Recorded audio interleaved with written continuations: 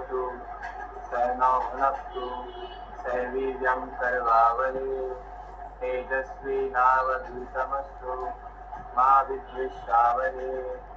ओम शांति शांति शांति। हरि ओम श्री गुरुभ्यो नमः। हरि ओम।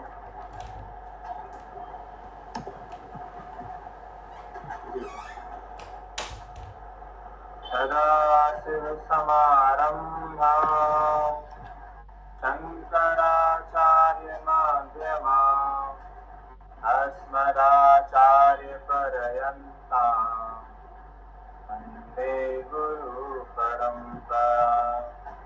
श्रुतिस्मृतिपुराणानाम् आलयं करुणालयम् नमामि भगवत्पादं शङ्करं लोकशङ्करम्। शङ्करं शङ्कराचार्यं केशवं बादरायणं सूत्रभाष्ये कृतौ वन्दे भगवन्तौ पुनः पुनः। ईश्वरो गुरुरात्मेति मूर्तिभेदविभागिने व्योमवद्व्याप्तदेहाय दक्षिणामूर्तये नमः। ओम शांति शांति शांति। हरि ओम श्री गुरुभ्यो नमः। हरि ओम।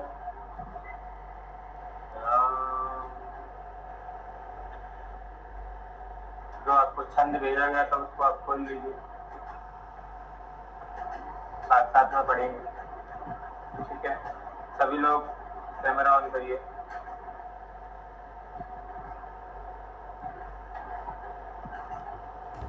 बिना बोले कर लिया करिए, बार बार बोलने की आवश्यकता न पड़े।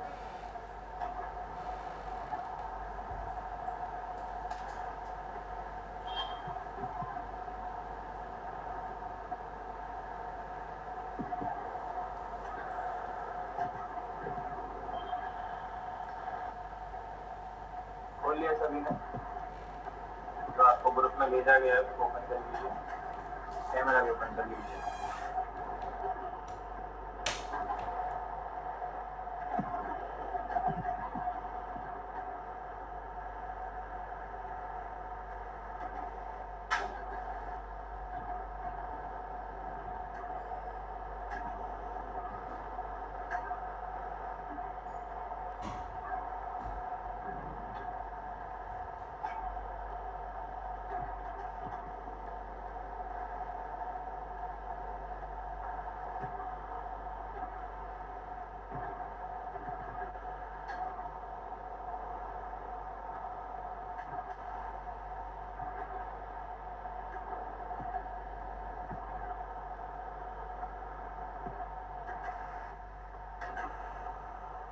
क्या आप लोगों को मेरी आवाज आ रही है?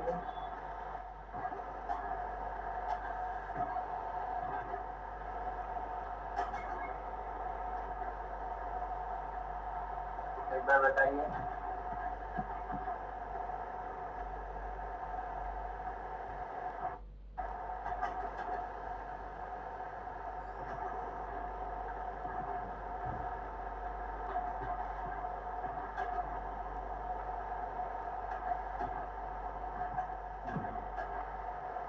ठीक है, सबने ओपन कर लिया हो? साथ साथ में उसको पाठ करेंगे। ठीक है।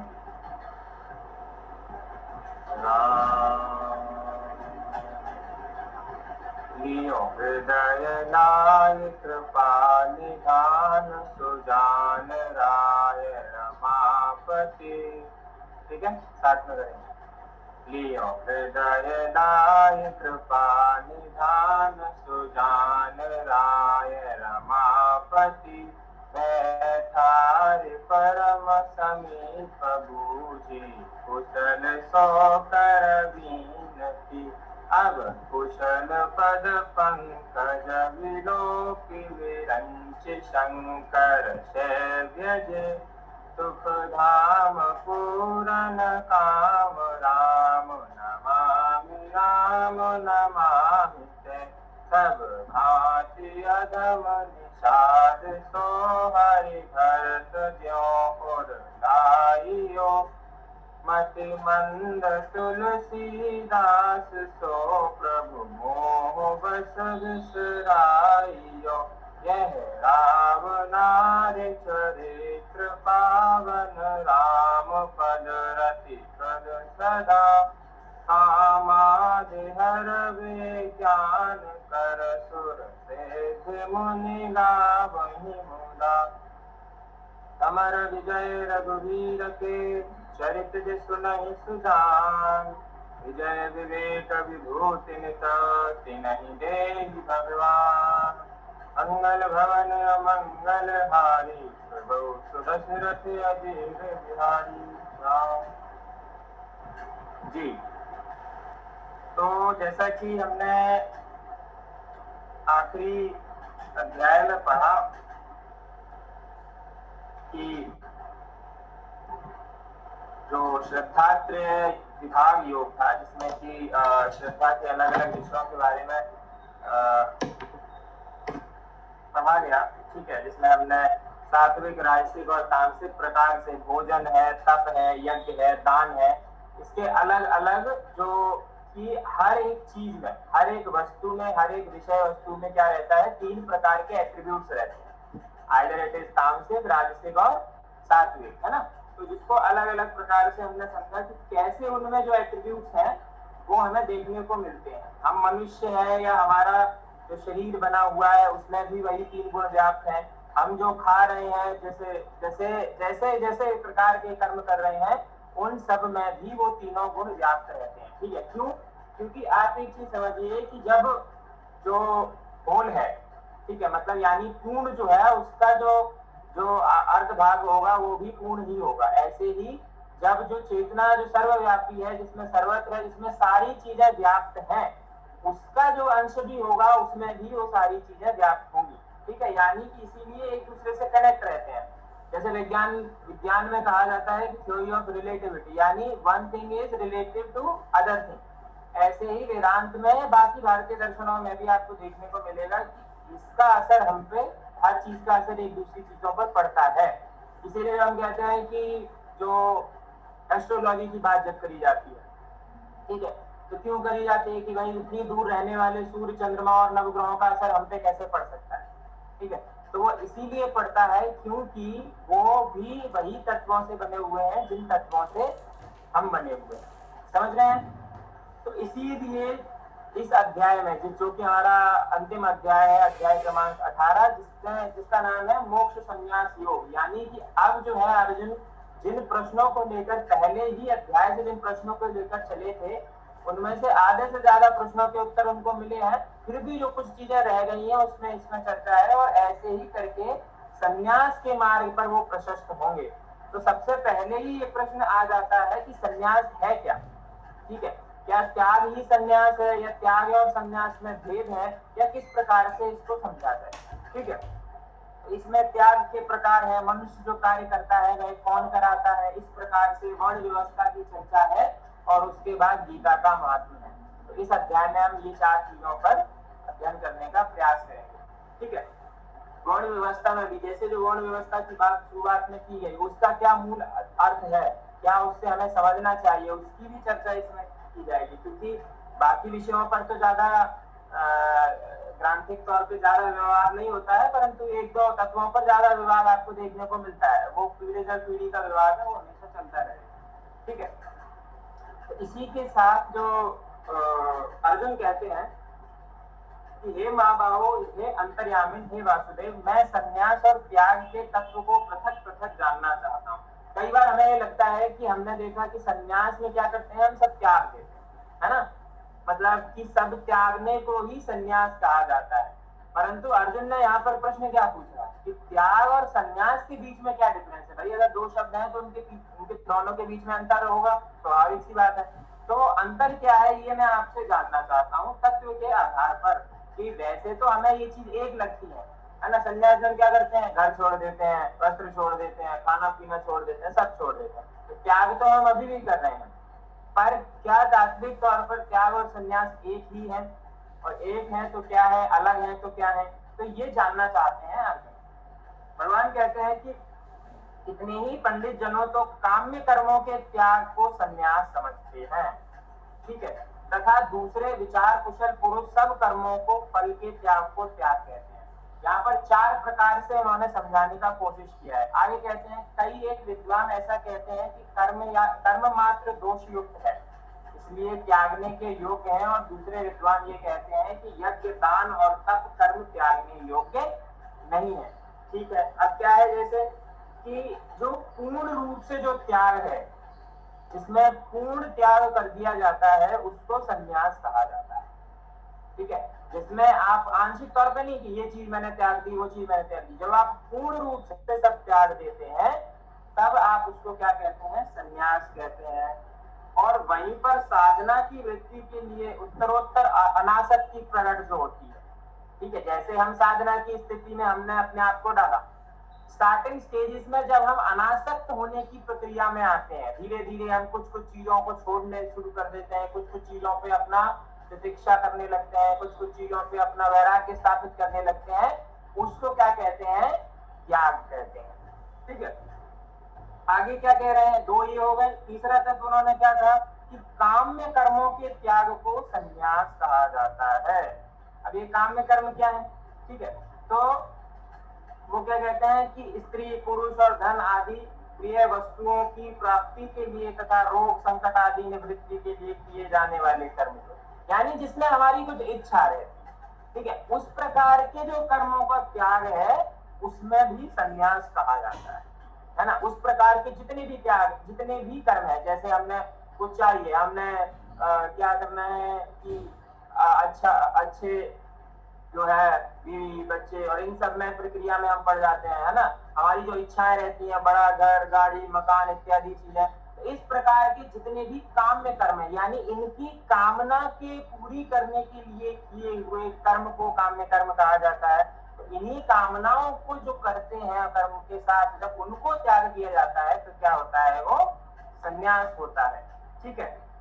आगे चौथे में जो है वो भगवान एक चीज कह रहे हैं कि विचार कुशल संपूर्ण कर्म फलों को त्याग, यानी कि ये तो संन्यास हो गया। पहले आपने बात करी पूर्ण त्याग की और अनासक्ति होने की, त्याग और संन्यास के डिफरेंस में। अब तत्व के आधार पर उन्होंने क्या बोला कि काम्य कर्मों का जो त्याग है वो संन्यास है, विचार कुशल संपूर्ण कर्म फलों का जो त्याग है वो क्या है, मतलब कर्म फलों को जो छोड़ना है वो क्या है, त्याग है, ठीक है।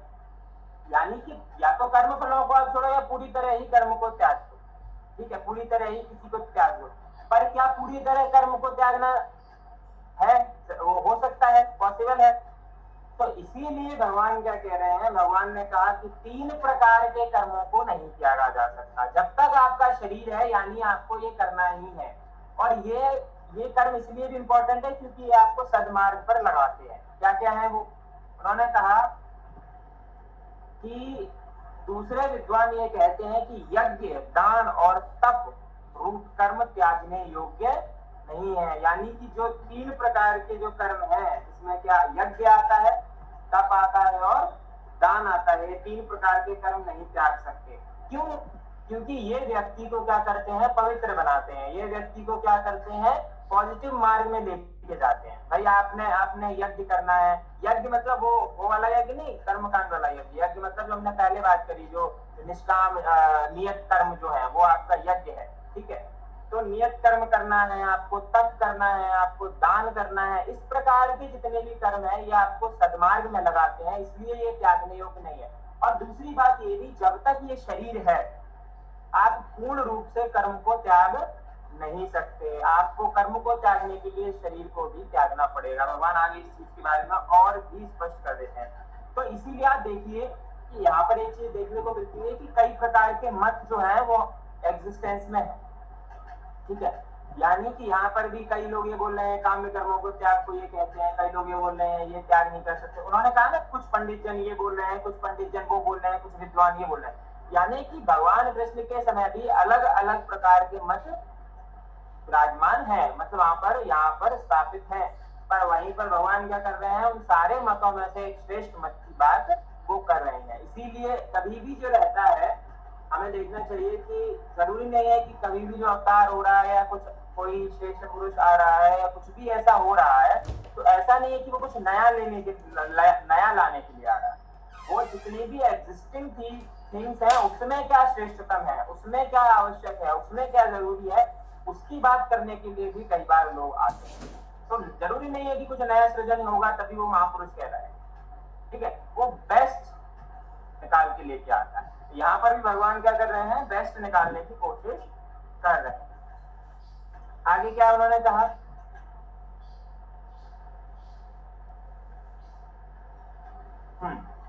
कि यज्ञ दान और तपरूप कर्म त्याग करने योग्य नहीं है बल्कि वह तो अवश्य कर्म है, क्योंकि यह यज्ञ दान और तप ये तीनों ही कर्म बुद्धिमान पुरुष को पवित्र बनाने वाले हैं।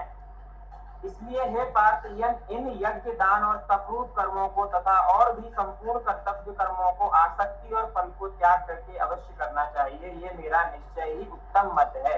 यानी कि उन्होंने बताया कि इस प्रकार से जो है तुमको उत्तम, मतलब ठीक है अलग अलग चीजें एग्जिस्ट कर रही हैं एक बार, बट कई बार हम जो करते हैं हम क्या करते हैं ग्रेटर गुड की तरफ जाते हैं कि which is best for you, है ना। जैसे हमने देखा कि एक ट्रेन आ रही है, 4 लोग खड़े हैं एक प्लेटफॉर्म पे, एक लोग खड़ा था, हम एक लोग वाले तो चढ़ा देंगे 4 लोगों को बचाने के चक्कर में, चढ़ाएंगे कि नहीं चढ़ाएंगे, है ना। आपके पास रोकने का ऑप्शन नहीं है तो आप क्या करोगे, 4 लोग मरने से अच्छा है 1 लोग मर जाए।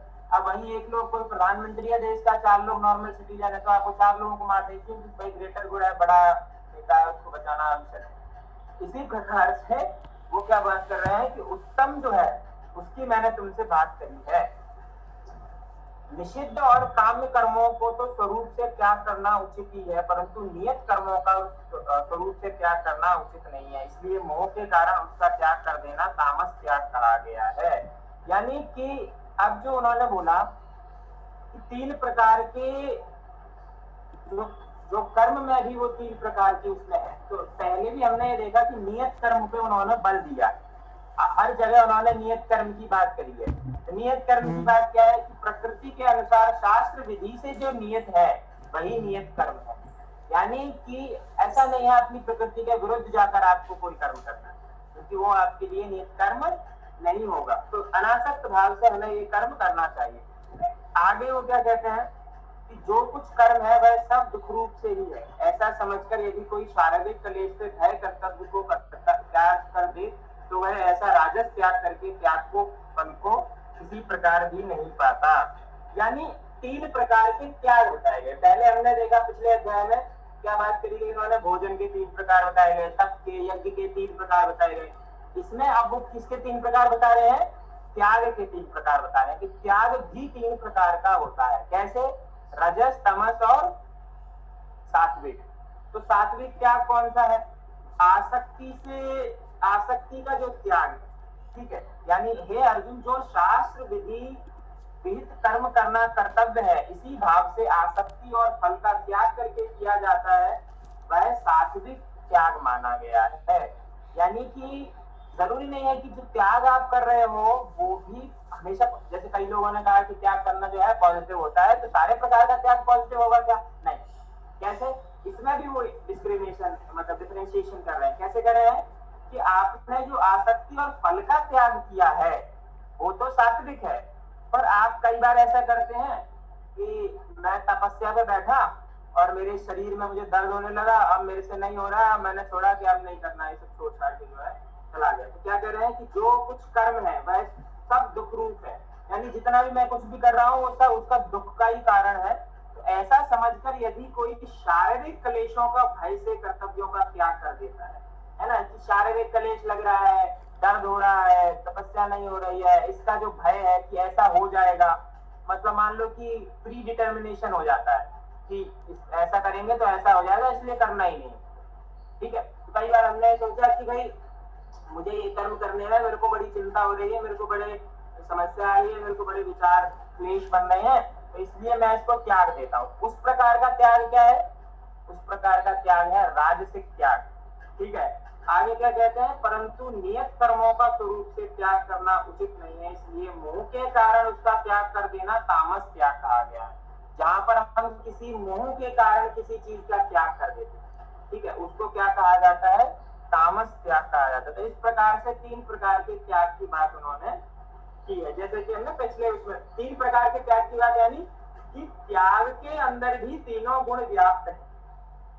ऐसा नहीं है कि त्याग जो है वो अलग हो जाएगा। हर एक विषय वस्तु के, हर एक वस्तु, हर एक विषय में 3 गुण व्याप्त होते हैं। वो इस बारे में बताना के प्रयास कर रहे हैं। आगे क्या कहते हैं कि जो मनुष्य अकुशल कर्म से तो द्वेष नहीं करता और कुशल कर्म से आसक्त नहीं होता, वह शुद्ध सत्वगुण से युक्त पुरुष, संशय रहित, बुद्धिमान और सच्चा त्यागी है। यानी जो देहधारी मनुष्य पूर्ण कर्म नहीं त्याग सकता, तो जो इस प्रकार जो अनासक्त भाव से जो कर्मों को करता है, उसको कर देता है, उस प्रकार के त्याग को जो है युक्त पुरुष, संशय रहित, बुद्धिमान और सच्चा त्यागी माना गया है। ठीक है, ऐसा नहीं है कि हमने कुछ भी छोड़ दिया वो बिकॉज ऑफ सर्टेन रीजंस। कई बार हम बहुत सारी चीजें त्याग देते हैं because of our fear, because of our certain reasons. भाई कई बार मुझे रहता है कि मैं इस चीज को इसलिए नहीं करूंगा क्योंकि मुझे इस चीज से भय है। तो अगर आप नहीं करेंगे तो भय जाएगा कैसे? जाएगा क्या? नहीं जाएगा, नहीं, कभी नहीं जाएगा। वो जीवन पर्यंत आपके साथ रहने वाला है। इसीलिए किसी भी वस्तु को इस मामले से नहीं त्यागना चाहिए कि मुझे उसमें भय है इसलिए मैं उसको त्याग देता हूँ, मुझे नहीं करना। क्यों नहीं करना भाई? अगर नहीं करेंगे तो फिर हमेशा भय रहेगा, जीवन पर्यंत उस भय को लेकर चलेंगे, तो क्या ये ठीक रहेगा आपके लिए? उसके लिए क्या करना चाहिए हमें? उसके लिए हमें उससे लड़ना। भाई एक बार आप लड़ोगे, 2 बार लड़ोगे, लड़ते लड़ते सीख जाओगे। ठीक है, या तो वो आपको हरा देगा या आप उसको हरा दोगे। तो वो तो आपको पहले ही हरा रहा है जब आप उस याचना में गए ही नहीं है, रण में गए ही नहीं है, तो हार तो आप पहले ही रहे। तो आपके पास एक स्कोप है जीतने। अगर आगे हार भी गए तो हार तो आप पहले ही रहे थे, तो कुछ नया तो हुआ नहीं। हाँ, पर जीत गए तो नया हो जाएगा। समझ गए? तो इसलिए हमें क्या करना चाहिए? इसलिए हमारे लिए अत्यंत आवश्यक है कि हम किसी भी प्रकार की जो त्याग को अनासक्त भाव से जो है उस प्रकार से उसको त्याग, उसकी आसक्ति को त्याग दे। यानी आसक्ति मतलब कुछ नहीं है। आसक्ति मतलब ये है कि जब भी आप किसी चीज से अटैच हो जाते हैं तो वो भय का, दुख का, इन सारी चीजों का कारण बनता है, क्योंकि उसके जो आउटकम्स है वो इन सारी चीजों को लेके आते हैं, इन सारी विशुद्धियों को लेकर आते हैं। इसलिए हमें ये सारी चीजों पर ध्यान देना है। तो किसी को भी किसी भी प्रकार का भय हो, किसी को भी किसी भी प्रकार का कि ये दुख मुझे देगा, है ना। कई बार हमको रहता है कि ये चीज मैं करूंगा तो मुझे दुख होगा, इसलिए मैं नहीं कर रही हूँ, ये नहीं कर रहा हूँ। तो क्या होगा? वो जीवन भर वो दुख बना रहेगा, ऐसा भगवान कह रहे हैं। ठीक है, आगे उन्होंने क्या कहा कि कर्म फल का त्याग न करने वाले मनुष्य को कर्मों को तो अच्छा, बुरा और मिला हुआ ऐसा 3 प्रकार का फल मानने के पश्चात अवश्य होता है, किंतु कर्म फल का त्याग कर देने वाले मनुष्य को कर्मों का फल किसी काल में नहीं मिलता। यानी जो सकामी है, जिसको कामना है किसी कर्म को लेकर, उसको फल मिलता रहता है, उसका जीवन जो है वो पुनर्जन्म होता रहता है, पुनरअपि जननम पुनरअपि मरणम। तो वो कंटिन्यूअस उस माया जाल में फंसा रहता है। परंतु जो पूर्ण त्यागी है, जो अनासक्त भाव से उसको कर रहा है, वह इन सब से मुक्त होकर पूर्ण सन्यासी हो जाता है। क्योंकि मैंने पहले कहा पूर्ण त्यागी क्या है, वो कौन है? सन्यासी है, जो पूर्ण रूप से त्याग। ठीक है, त्यागना कर्म को नहीं है, त्यागना कर्म से जुड़ी आसक्ति को, कर्म से जुड़े फल को, कर्म से जुड़े बंधनों को है। क्योंकि कई बार हम अपने कर्म में इतना बंध जाते हैं कि हमें लगता है कि हम ही कर रहे हैं और कौन लगेगा हमारे सामने। तो इस प्रकार से जो है वो बंधन कहीं भी आ जाएगा तो फिर वो आपको अधोगति में लेके चला जाएगा। हे महाबाहो, संपूर्ण कर्मों की सिद्धि से ये 5 हेतु कर्मों का अंत करने के लिए उपाय बताने वाले सांख्य शास्त्र कहे गए हैं, उसमें तू मुझसे भली भांति जान। यानी कि आप उपाय बता रहे हैं कि संपूर्ण कर्मों की सिद्धि के लिए उन्होंने 5 कारण बताए हैं सांख्य में। क्या बताया है कि पहला है इस विषय में, अर्थात कर्मों की सिद्धि में अधिष्ठान। पहला क्या है? अधिष्ठान, मन। ठीक है, और कर्ता तथा भिन्न भिन्न प्रकार के करण एवं नाना प्रकार की अलग अलग चेष्टाएं, और वैसे ही 5वां हेतु दैव है। अब क्या है ये 5? पहला है मन, कर्ता। इस जिसने करा, ठीक है। दूसरा क्या है, करण, जो क्या है, एक तरीके से साधन का कार्य करता है, ठीक है। मतलब अलग अलग तरीके से हम उस चीज को करते हैं, तो वो क्या हो गया, करण हो गया, जिसमें कि शुभ और अशुभ दो प्रकार के करण बताए गए हैं। कैसे, शुभ में क्या आ गया, जैसे विवेक है, वैराग्य आदि है, ये सारे प्रकार से भी हम कर्म करते हैं। दूसरा है काम क्रोध आदि से भी हम कर्म करते हैं, तो वो अशुभ हो गया, ठीक है। तो शुभ अशुभ की अवधारणा ऐसा नहीं है कि कोई प्राकल्पिक अवधारणा है। शुभ अशुभ की अवधारणा यही है कि जब हम त्याज्य भाव से कोई चीज करते हैं तो वो शुभ कार्य में आ जाती है, जब हम आसक्ति भाव से कोई चीज करते हैं तो वो अशुभ कर्म में आ जाती है, जिसमें कि काम क्रोध इत्यादि लोभ मोह ईर्ष्या आदि उत्पन्न होते हैं, उससे भी और उस कर्म को करने वाले कारण से भी। समझ गए। आगे क्या कह रहे हैं, तीसरा है इच्छाएं, चौथा है आधार, ठीक है। और उसके बाद पांचवा है दैव। दैव क्या होता है, दैव में जो है जिन पूर्वकृत शुभाशुभ कर्मों को संस्कारों का नाम दैव है। यानी जो संस्कार हैं, पहले के जो संस्कार हैं, जिस प्रकार से हम अपने जो शुभ अशुभ जो कर्म करते जाते हैं, उस प्रकार से जो हमारे संस्कार बनते जाते हैं, उनको उन्होंने दैव कहा है। तो किसी भी कर्मों को करने के लिए ये 5 जरूरी कारण बताए गए हैं, ठीक है। मनुष्य मन वाणी और शरीर से शास्त्रानुकूल अथवा विपरीत जो कुछ भी कर्म करता है उसके ये 5 कारण, ठीक है। यानी कि मन वाणी शरीर, ये तीनों प्रकार से जितने भी कर्म होते हैं वो इन 5 कारणों के माध्यम से किएगा। इसमें ऑब्वियस सी बात है भाई, एक कर्ता होगा, एक करण होगा। हमारी कुछ क्यों करेंगे हम, क्योंकि हमारी कुछ इच्छाएं होंगी, उस इच्छाओं को करने के लिए कुछ आधार बनेगा, उस आधार को, वो आधार कैसे बनेगा, देव के माध्यम से बनेगा। समझ गए। इस प्रकार से कर्म करने की प्रोसेस है, ठीक है। तो पहले क्या है, हमारे पास कुछ हम कुछ कर रहे हैं, उसका कुछ आधार है, हमारी कुछ इच्छाएं, हमारी इच्छाएं नहीं होगी तो हम क्यों कर्म करेंगे कुछ, ठीक है। तो इच्छा में जब साधन मिल जाता है तो वो आधार हो जाता है, ठीक है। जब कोई आधार मिलेगा तब हम उसके ओर अग्रसर होंगे, जब हम अग्रसर होंगे तो हम क्या हो गए, कर्ता हो गए। तो इस प्रकार से ये 5 कारण बताए गए हैं। और मन वाणी और शरीर, ये 3 प्रकार से हम कर्म करते हैं, मनसा वाचा और कर्मणा के, ठीक है। तो आगे क्या कह रहे हैं, परंतु ऐसा होने पर भी जो मनुष्य अशुद्ध बुद्धि से होने के कारण उस विषय की यानी कर्मों के होने के केवल शुद्ध स्वरूप आत्मा को कर्ता समझता है, वह मलिन बुद्धि वाला अज्ञानी यथार्थ नहीं समझता। पुराना प्रश्न फिर से है, क्या भगवान करते हैं कि नहीं करते हैं, कौन करता है, क्यों करता है, कैसे करता है, ठीक है। तो पहले भी इसका उत्तर दिया गया, फिर से इसका एक बार उत्तर देते हैं। वस्तुतः भगवान और प्रकृति के बीच एक आकर्षण रेखा है, ठीक है। क्या अर्थ है इसका, कि जब एक साधक प्रकृति की सीमा में है तब भगवान उसके लिए कुछ नहीं करते, परंतु वही साधक जब पूर्ण रूप से समर्पित हो जाता है, यानी भक्त बन जाता है, तब भगवान कर्ता का रूप ले लेते हैं। प्रकृति में जब तक वो विलोमान रहता है तब तक भगवान सिर्फ दृष्टांत।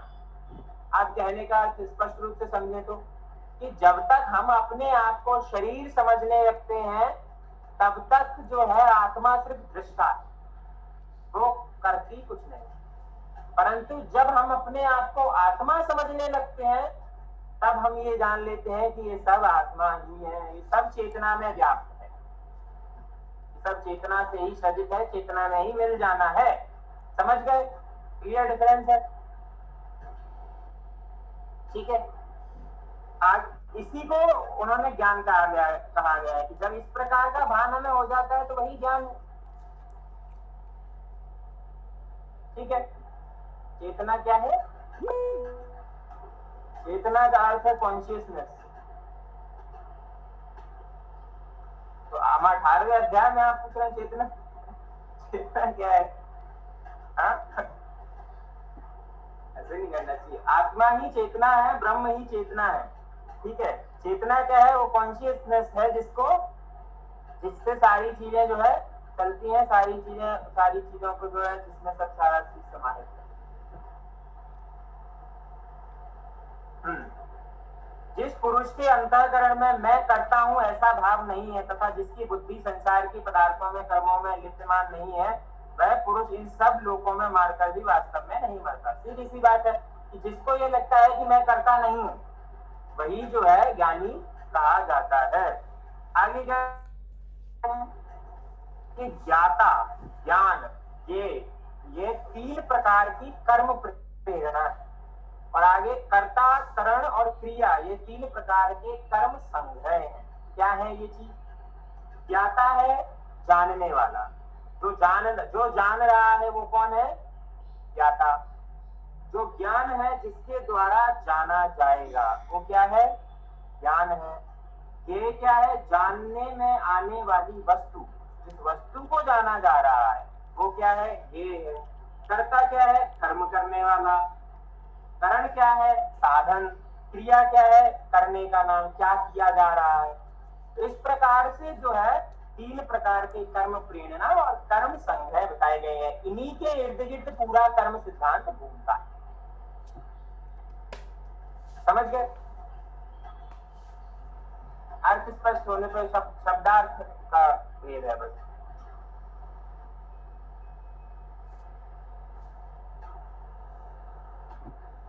ये इंपॉर्टेंट है। कैसे? ज्ञानम कर्म च कर्ता च त्रिदेव गुण भेदतः, यानी गुणों की संख्या करने वाले शास्त्र में ज्ञान और कर्म तथा कर्ता गुणों के भेद से 3 प्रकार के ही कहे गए हैं। उनको भी तू मुझसे भली भांति सुन। यानी आपको फिर से जो उन्होंने गुण भाव से जो चीजें बताई थी पिछले अध्याय में, वो उनमें से और चीजों पे वो प्रकाश डाल रहे हैं। कैसे कि ज्ञान, कर्म और कर्ता, इनके भी 3 प्रकार हैं, सात्विक, राजसिक और तामसिक। कैसे? ज्ञान का सात्विक प्रकार है, राजसिक प्रकार है, तामसिक प्रकार है। क्या है ज्ञान का सात्विक प्रकार? जिस ज्ञान से मनुष्य पृथक पृथक सब भूतों में एक अविनाशी परमात्मा को भाव विभाग रहित संभाव से स्थित देखता है, उस ज्ञान को तू सात्विक ज्ञान जान। यानी वो बात कर रहे हैं कि जो सब में एकत्व का भाव देखता है, जिसमें कि वो ऐसा नहीं देखता है कि ये अलग है वो अलग है, सब पृथक पृथक सब भूतों में एक अविनाशी परमात्मा को देखता है। ऐसे प्रकार के ज्ञान को क्या कहा गया है? सात्विक ज्ञान। अब आप सोचिए कितनी इंटरेस्टिंग बात यह है कि कई बार हमने ज्ञान को भी विशुद्ध ले लेना है कि ज्ञान जो है वो विशुद्ध है, परंतु ज्ञान में भी उन्होंने 3 प्रकार के ज्ञान की बात करी है। कि इससे ये आप समझना पड़ेगा ये क्यों बताया जा रहा है। पिछले 2 अध्याय भगवान ने 2 अध्याय लिए और गुण का एक और 3-4 अध्यायों में सिर्फ इस चीज की बात करी। क्यों करिए इस चीज की बात? क्योंकि जब हम बात करते हैं कि एक भी कोई भी वस्तु, कोई भी व्यक्ति, कोई भी विषय है, उसमें हर प्रकार के आचरण मिलने की संभावना है। सब उसमें व्याप्त रहेगा, तीनों गुण उसमें व्याप्त रहेंगे। हमें कौन सा देखना है, हमने कौन सी एट्रीब्यूट को बढ़ाना है। इसीलिए जो लोग ये कहते हैं कि अच्छा बुरा मनुष्य में दोनों है, भगवान बुरा क्यों करा रहा है? अरे भाई वो ये बोल रहा है कि तुम्हारे अंदर सब है, पर तुम्हें कैसी चीजों को करना है ये तुम्हारे ऊपर निर्धारित है। और जैसे जैसे करोगे वैसा वैसा फल तुमको मिलता जाएगा। इसने जन्म में नहीं तो अगले जन्म में मिलेगा जरूर। कर्म का यही सिद्धांत है। इसीलिए कई बार जो पर्सपेक्टिव है ना कि मैं कर्म के सिद्धांत को नहीं मानता, तो कर्म के सिद्धांत को अगर आप नहीं मानते तो सीधा सीधा मुझे ये बताइए कि 2 व्यक्ति जो हैं वो अलग अलग प्रवृत्ति में पैदा कैसे हुए, क्यों हुए, क्या उसका कारण रहा होगा? भाई उनका तो उनके उस पे नहीं है ना उनका जन्म लेना। भाई एक गरीब परिवार में पैदा हुआ, एक अमीर परिवार में पैदा हुआ, एक तेज बुद्धि से पैदा हुआ, एक निकृष्ट बुद्धि से पैदा हुआ। भाई उसको तो पता ही नहीं था वो पैदा जब हो रहा है तब। क्या उसको पता है? कुछ नहीं पता। तो वो कैसे गरीब और तुम अमीर कैसे हो गए? यानी कि कोई शक्ति जरूर है जो इस क्रिया में भाग लेती है। और जब आप और वही उन्हीं के तर्क के अनुसार जब सारी चीजें ही समाहित हैं, सारी चीजें ही प्रकृति के अनुसार चल रही हैं, तो प्रकृति भेदभाव कैसे कर रही है? ये प्रश्न तो नहीं उठाया किसी ने। तो यानी प्रकृति भेदभाव नहीं करती, तो प्रकृति भेदभाव नहीं करती तो अमीर और गरीब क्यों बनाए इसमें भी? अभी मैं देख रहा था वो कोई प्रोटेस्ट चल रहा है ना, तो उसमें उन्होंने एक वीडियो देखा मैंने उसमें, तो उसमें वो बोले कि वो एक कोई उनका डांसर प्रोटेस्टर है, तो वो बोला कि प्रेमानंद जी ने ऐसा बोला कि किसी व्यक्ति मतलब जो किसी लड़की के साथ कुछ गलत हुआ तो वो उसके पूर्व कर्मों के आधार पे हुआ होगा। ठीक है, अब उन्होंने बोला कि नहीं बोला इसका नहीं पता, वो अपने तर्क से जो भी उन्होंने बोला मैं वो बता रहा हूँ। ठीक है, समझ गया। अब आप मुझे ये बताइए कि अगर वो पूर्व कर्मों के हिसाब से नहीं भी हुआ होगा तो क्यों हुआ,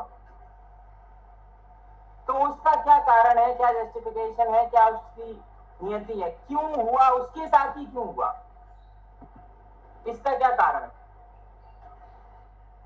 ठीक है, गलत हुआ सही हुआ वो बात दूसरी है, यानी कि कहीं ना कहीं आपके किसी ना किसी देश में आपके पूर्व कर्म आपके साथ चलते हैं। क्यों? क्योंकि भाई जब आप बात कर रहे हैं प्रकृति का हर एक कण दूसरे कण से अटैच है, तो आप क्या सोच रहे हैं कि आप किसी के साथ कुछ गलत कर देंगे और आप बच जाएंगे। यानी जो भी आप करेंगे उसका फल आपने मिलना ही है, इधर नहीं तो अगले जन्म में मिलना। इसीलिए हमने क्या कहा कि प्रारब्ध क्या है, प्रारब्ध के कारण ही आपको अगला जन्म मिलता है। हाँ, पर भगवान ये कह रहे हैं कि उसमें पुरुषार्थ के बल पर उसको परिवर्तित किया जा सकता है। यानी अगर आपने अपने आप को समझ लिया, आपने अपने आप के सत्य को जान लिया, आपने पुरुषार्थ किया, तो आप अपने प्रारब्ध को काट सकते हैं। कैसे काट सकते हैं? भोग के काट सकते हैं। प्रारब्ध को वैसे नहीं काटा जाता है। ठीक है, प्रारब्ध आप भोग लेंगे, आपके आगे के कर्म बनना बंद हो जाएंगे, आगामी कर्म करना बनना बंद हो जाएंगे और आप जो है मोक्ष को प्राप्त हो जाएंगे। यानी अब आप कर्म फल के चक्कर में नहीं पड़ेंगे। तो इसीलिए कर्म का सिद्धांत और प्रभावशाली हो जाता है। क्यों? क्योंकि कुछ ना कुछ तो ऐसा हुआ जिस कारण से भेद हुए, नहीं तो भेद नहीं होते। प्रकृति तो भेद नहीं करेगी किसी में, आपने स्वयं में अपने आप में भेद किए। ठीक है, और भी चीजें हैं और भी तर्क हैं, बट ठीक है। तो उन्होंने क्या कहा कि भैया मेरा एक प्रश्न है कि जैसे कि मतलब कि सारे का जो कर्म है वो मतलब प्रारब्ध ना बने और इसी जन्म में भोग ले सारे, तो ऐसा पॉसिबल नहीं है क्या कि है पॉसिबल? बिल्कुल भोगी, आप वो सत्य को जान लेंगे तो बिल्कुल भोग लेंगे, बिल्कुल भोग लेंगे। बिल्कुल आप समाप्त कर सकते हैं इसी कर्म में, इसी जन्म में बिल्कुल किए जा सकते हैं। और उसके लिए अगर मान लो बहुत ज्यादा पाप है तो बहुत ज्यादा तप लगेगा,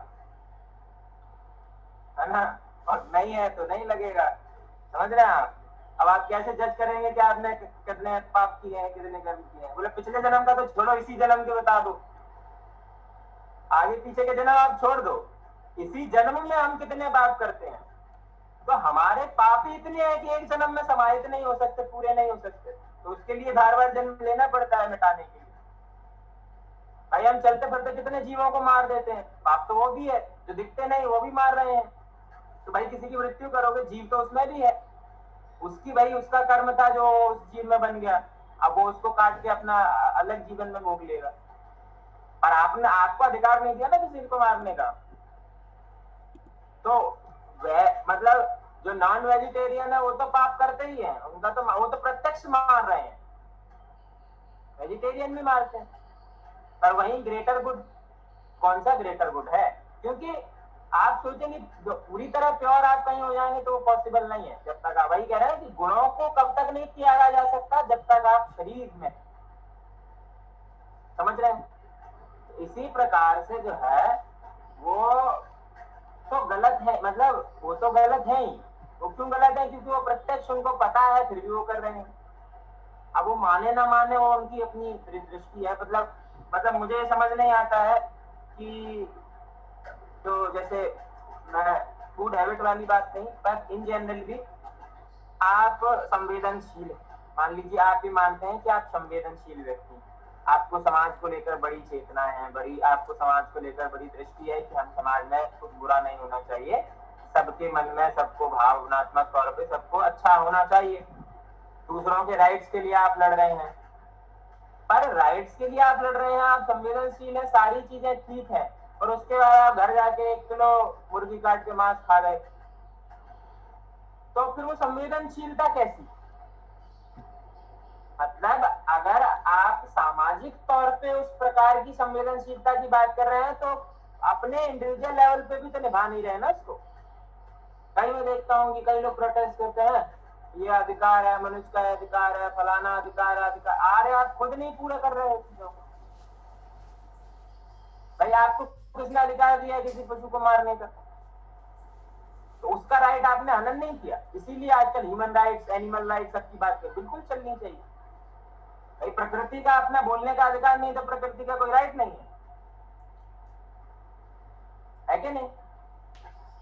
तो हमारे लिए जितना, हमारी ईशावास्य उपनिषद ने क्या कहा कि जितनी हमारी जरूरत है सिर्फ उतना, ओवर नहीं। क्योंकि जरूरत के अनुसार तो जो है, अब भाई शेर किसी को मार के खा रहा है, वो उसकी अपनी प्रवृत्ति है, उसके लिए वो बाध्य नहीं है, उसके लिए वो अधर्म के रास्ते पर नहीं होगा। हमारे लिए हो सकता है क्योंकि हम ना मनुष्य के तौर पे विकसित हुए हैं हम, और चेतना हमारे अंदर विकसित हुई है।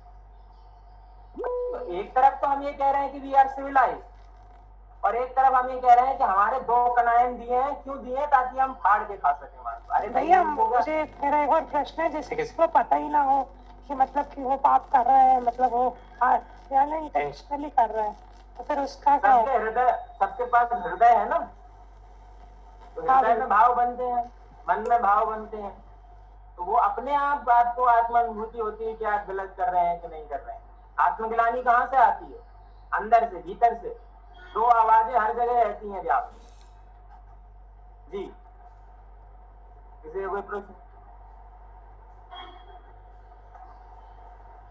ठीक है, तो इस प्रकार से जो सब में एक भाव देखता है वो क्या है? सात्विक ज्ञान है।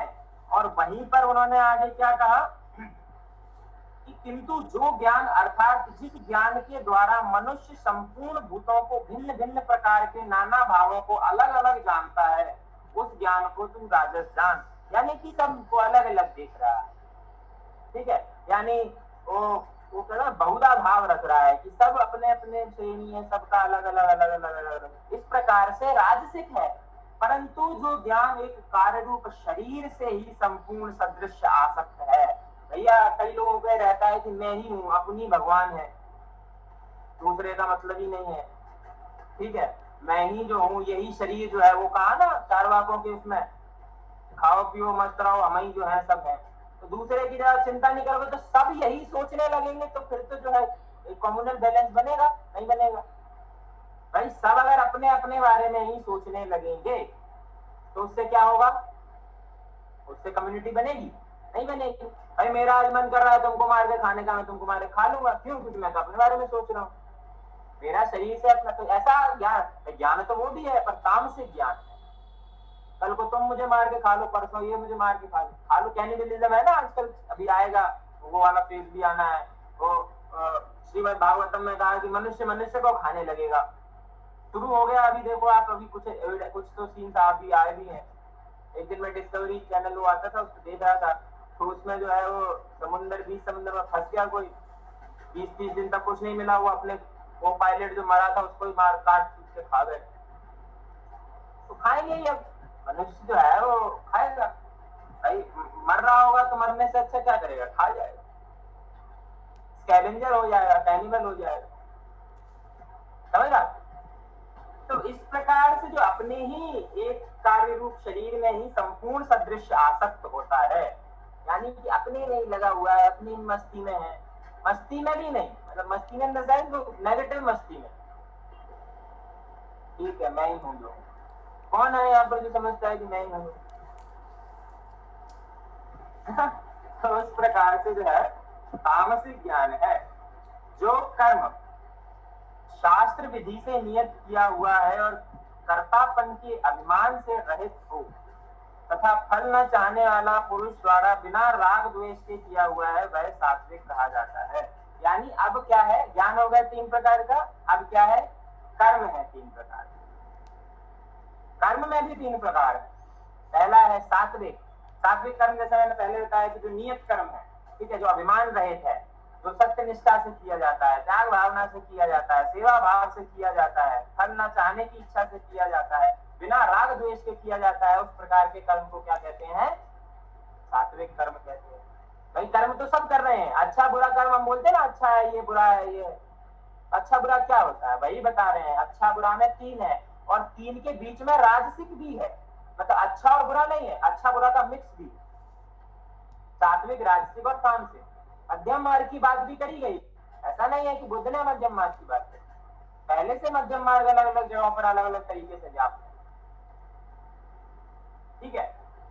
परंतु जो कर्म बहुत परिश्रम से युक्त होता है तथा भोगों को चाहने वाला पुरुष द्वारा, अहंकार युक्त पुरुष द्वारा किया जाता है, वह कर्म राजस कहा गया है। यानी जो इसमें अहंकार है, इसमें जो है कि अपने कर्ता की भावना है, वो प्रकार का कर्म क्या है, राजस कर्म है। और वही तीसरे और एडवांस होते हैं, बोले ठीक है तुमको मार ही देते हैं, तुमने मेरे को ऐसा कैसे कर दिया, लो तो मार तो रहा है, कर्म तो कर रहा है, तो कैसा कर्म होगा वो, तामसिक कर्म होगा। क्यों, आज मेरे को मन कर रहा है, ओ लाओ मेरी बंदूक लेके आओ, तुमको भी उड़ा देते हैं, तो बोलेगा कि नहीं मैंने तो कर्म किया है, श्रेष्ठ कर्म किया है, कर्म तो उसने भी किया है, ठीक है। तो जो घमंडी है, धूर्त है और दूसरों की जीविका का नाश करने वाला तथा शोक करने वाला, आलसी और दीर्घ सूत्री है, वह तामस कर्म कहा जाता है। समझ गए, ठीक है। ऐसे ही कर्ता के 3 भाग, अब कर्म जो कर रहा है वो कौन है, कर्ता है। तो कर्ता भी 3 प्रकार का है, सात्विक, राजसिक और तामसिक। तो सात्विक वही जो अहंकार रहित है, राजसिक जो आसक्ति युक्त है, और तामसिक जो घमंडी है, आलसी है। इस प्रकार का जो भी एट्रीब्यूट्स, ऐसे आलस्य से जुड़े एट्रीब्यूट्स हैं, घमंडी, क्रोधी, कामुक, इस प्रकार के जो है वो कर्ता का भाव में आता है। कर्ता यानी जो कर रहा है कर्म, ठीक है। आगे उन्होंने क्या बात करी, बुद्धि और धृति भी 3 प्रकार की है। बुद्धि, अब बोले बुद्धि कैसे हो सकती है, बुद्धि भी है, कैसे है, सात्विक, राजसिक और तामसिक। सात्विक क्या है बुद्धि में, जो सत्य को जानती है या जानने का प्रयास करती है, यानी प्रवृत्ति और निवृत्ति के मार्ग, कर्तव्य और अकर्तव्य, भय और अभय तथा बंधन और मोक्ष के यथार्थ को जो जानती है, वह बुद्धि सात्विक है। समझ गए। और इन्हीं में जो भेद कर लेती है, उसको बुद्धि को वो परय हो जाती है, बुद्धि से वो विवेक हो जाता है। जब सत्य और असत्य का भेद हमको प्रकट हो जाता है, तो यहाँ वो यथार्थ रूप से जान रहे हैं, जब ये प्रकट हो जाता है तो विवेक हो जाता है। समझ गए।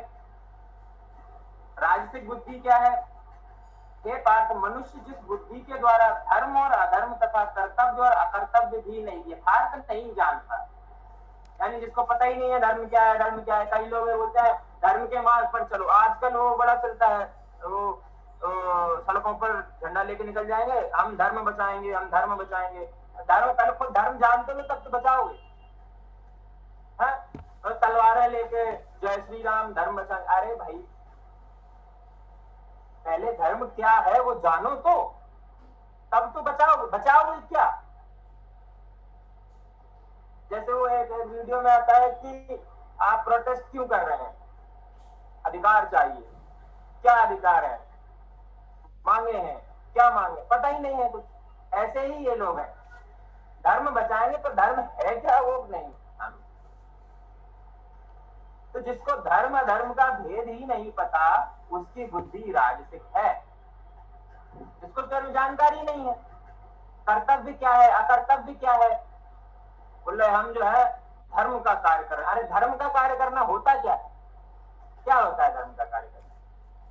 बोला हम धर्म के कार्य करने के लिए क्या कर रहे हैं, आज हमने बाइक मार्च निकाला, वाह ये आपके धर्म का कार्य है। हाँ? तो धर्म का भाई, मान लो अभी यही बोलते हैं कि धर्म का कार्य करने के लिए बाइक मार्च निकाला, और कहेंगे धर्म जो है वो प्राचीन है, प्राचीन में तो बाइक नहीं होती थी, तो बाइक का क्या रिलेशन में धर्म कार्यों से, समझ रहा। तो इस प्रकार से न धर्म को जो जानता है, अकर्तव्यों कर्तव्यों के भेद को जो नहीं जानता है, वो क्या है, वो राजसिक ज्ञान में आ जाता है। और तीसरा क्या कह रहे हो, सॉरी बुद्धि में आ जाता है। हे अर्जुन, जो तमोगुणों से घिरी बुद्धि, अधर्म भी ये धर्म है ये जान लेती है। जैसे आजकल आधी से ज्यादा जनता यही कर रही है। क्या कर रही है कि जो अधर्म है पता होते हुए भी या ना पता होते हुए भी उसको धर्म के मार्ग पे चल रहे हैं, तो धर्म पे चल रहे हैं। आज जो पॉलिटिकल पार्टीज जैसे हैं, तो कहने को तो वो धर्म पे चलती है, पर आचरण धर्म का एक भी नहीं है। कहने को राम राज्य की संकल्पना की बात करेंगे, राम राज्य की संकल्पना है क्या वही नहीं पता, पालन तो दूर की बात।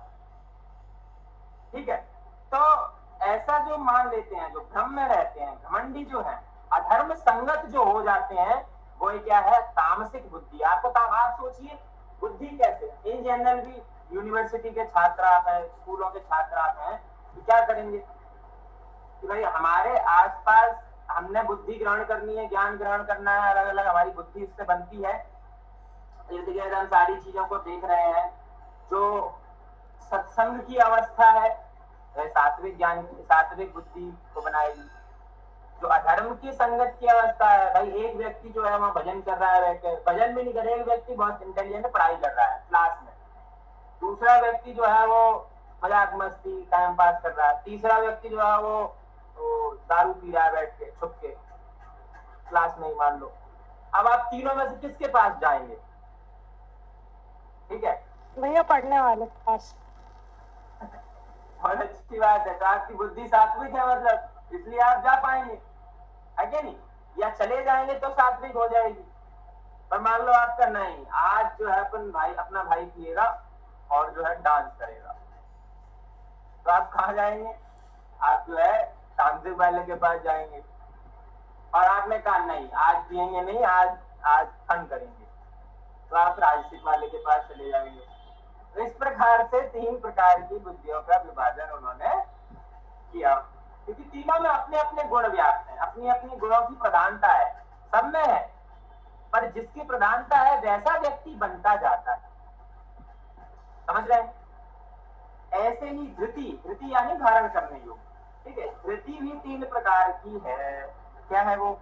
हे पार्थ, जिस अभ्यविचारणी धारण शक्ति से मनुष्य ध्यान योग के द्वारा मन, प्राण और इंद्रियों को, क्रियाओं को धारण करता है, वह धृति सात्विकी है।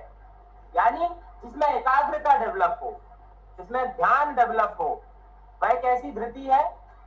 वह सात्विक धृति है।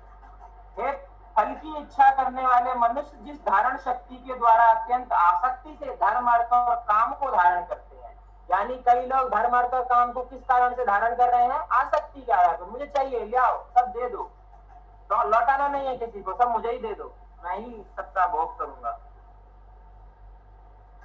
तो ऐसे प्रकार से क्या है, धृति में आसक्ति से, जो फल की आसक्ति से है, उस प्रकार की धृति को राजसिक धृति कहा जाता है। और वहीं है पार्थ, दुष्ट बुद्धि वाला मनुष्य जिस धारण शक्ति के द्वारा निद्रा, भय, चिंता और दुखों को धारण करता है एवं उन्मादों को भी नहीं छोड़ता, अर्थात धारण किया रहता है, वह धारण शक्ति तामसिक है। यानी वो पूजा कर रहे हैं और नाक पे गुस्सा रखा हुआ है, तो क्या है, बोले वो मतलब मैं देखता हूँ पंडित जी लोग जैसे हैं, मान लो पूजा कर रहे हैं और वहां पर यजमान बैठा हुआ है, हाँ, वो बैठा जाके वो बोलेगा आप पूजा करेंगे, पंडित जी भी भड़क गया, अरे तो तुम पूजा करने बैठे तो तुम पंडित जी को गिरा दिए। ठीक है, तो इस प्रकार से क्या है कि कर तो सब काम रहे हैं, पर क्रोध, लोभ, ईर्ष्या। वो पंडित जी ने कहा दक्षिणा चढ़ाइए भगवान पे, वो 1 रुपए का सिक्का निकाल के चढ़ा दिया, लो। मतलब कह रहे हैं, आरती में गा रहे हैं, सब तेरा तुझको अर्पण, और चढ़ाया तुमसे 1 रुपया जा रहा है। कई लोग भंडारा खाने जाते हैं, बोलते हैं आज खाना नहीं बनाना पड़ेगा, 10 रुपया भी वहां चढ़ाया नहीं जाता है। ठीक है, फिर ज्ञान देंगे घर पे आके, भंडारे में जो है नमक कम था सब्जी में, वाह। अरे भाई, मतलब क्या ही बोलूं, मतलब बड़े। और फिर बोलेंगे आज बड़ी राम जी की कृपा रही। राम जी की कृपा रही ना रही हो, तुम जो राम जी को जो तार करके आए हो, कि बिना तुम्हारे जाने के राम जी खुश थोड़ी हो पाते। हाँ, वहीं बगल में बैठ के गए हैं मंदिर में और भोजन प्रसादी ग्रहण कर रहे हैं, और ये नहीं भजन करते हुए प्रसादी ग्रहण करना चाहिए। तुमको पता है उसके वो उसके घर पे उसकी बहू भाग गई। वाह, ये तो बातें हैं वहां बैठ के। तुमको पता है उसका लड़का उसको मारता है। तो इस प्रकार की जो बुद्धि, इस प्रकार, अब ये सारी चीजें आप जीवन भर धारण करके चलोगे तो आपकी तामसिक धृति बनेगी। ठीक है, यही सब धारण करे हुए हैं जीवन भर कि नहीं हम कैसे बदल जाएंगे, अपन अहंकार हमारे अंदर जो है वो कैसे होना है। अगर हम डगमगा गए तो हमारा ऑरा कम हो जाएगा, हम नहीं ना। अरे भाई अगर आप एक बार उसको झुक के देख भी लेंगे तो आपका ऑरा कम नहीं होगा, बढ़ जाएगा। अहंकार का नाश करने से व्यक्ति नीचे नहीं जाता है, अधोगति में नहीं जाता है, परम गति में जाता है। तो ये चीज समझ नहीं आती वैसे कि भाई क्षमा मांग ली तो नहीं, अब मेरा तो अहंकार भंग हो गया अगर मैंने क्षमा मांग। अरे भाई क्षमा मांग ली तो सामने वाले में अपने आप वो आत्मग्लानि बन जाएगी। अगर आपकी गलती नहीं होगी, सामने वाले की गलती होगी, फिर भी आपने क्षमा मांग ली तो सामने वाला आत्मग्लानि में आ जाएगा, तो भी आपकी विजय है। और आपकी गलती थी और आपने क्षमा मांग ली तो अच्छा ही है। समझ रहे हैं?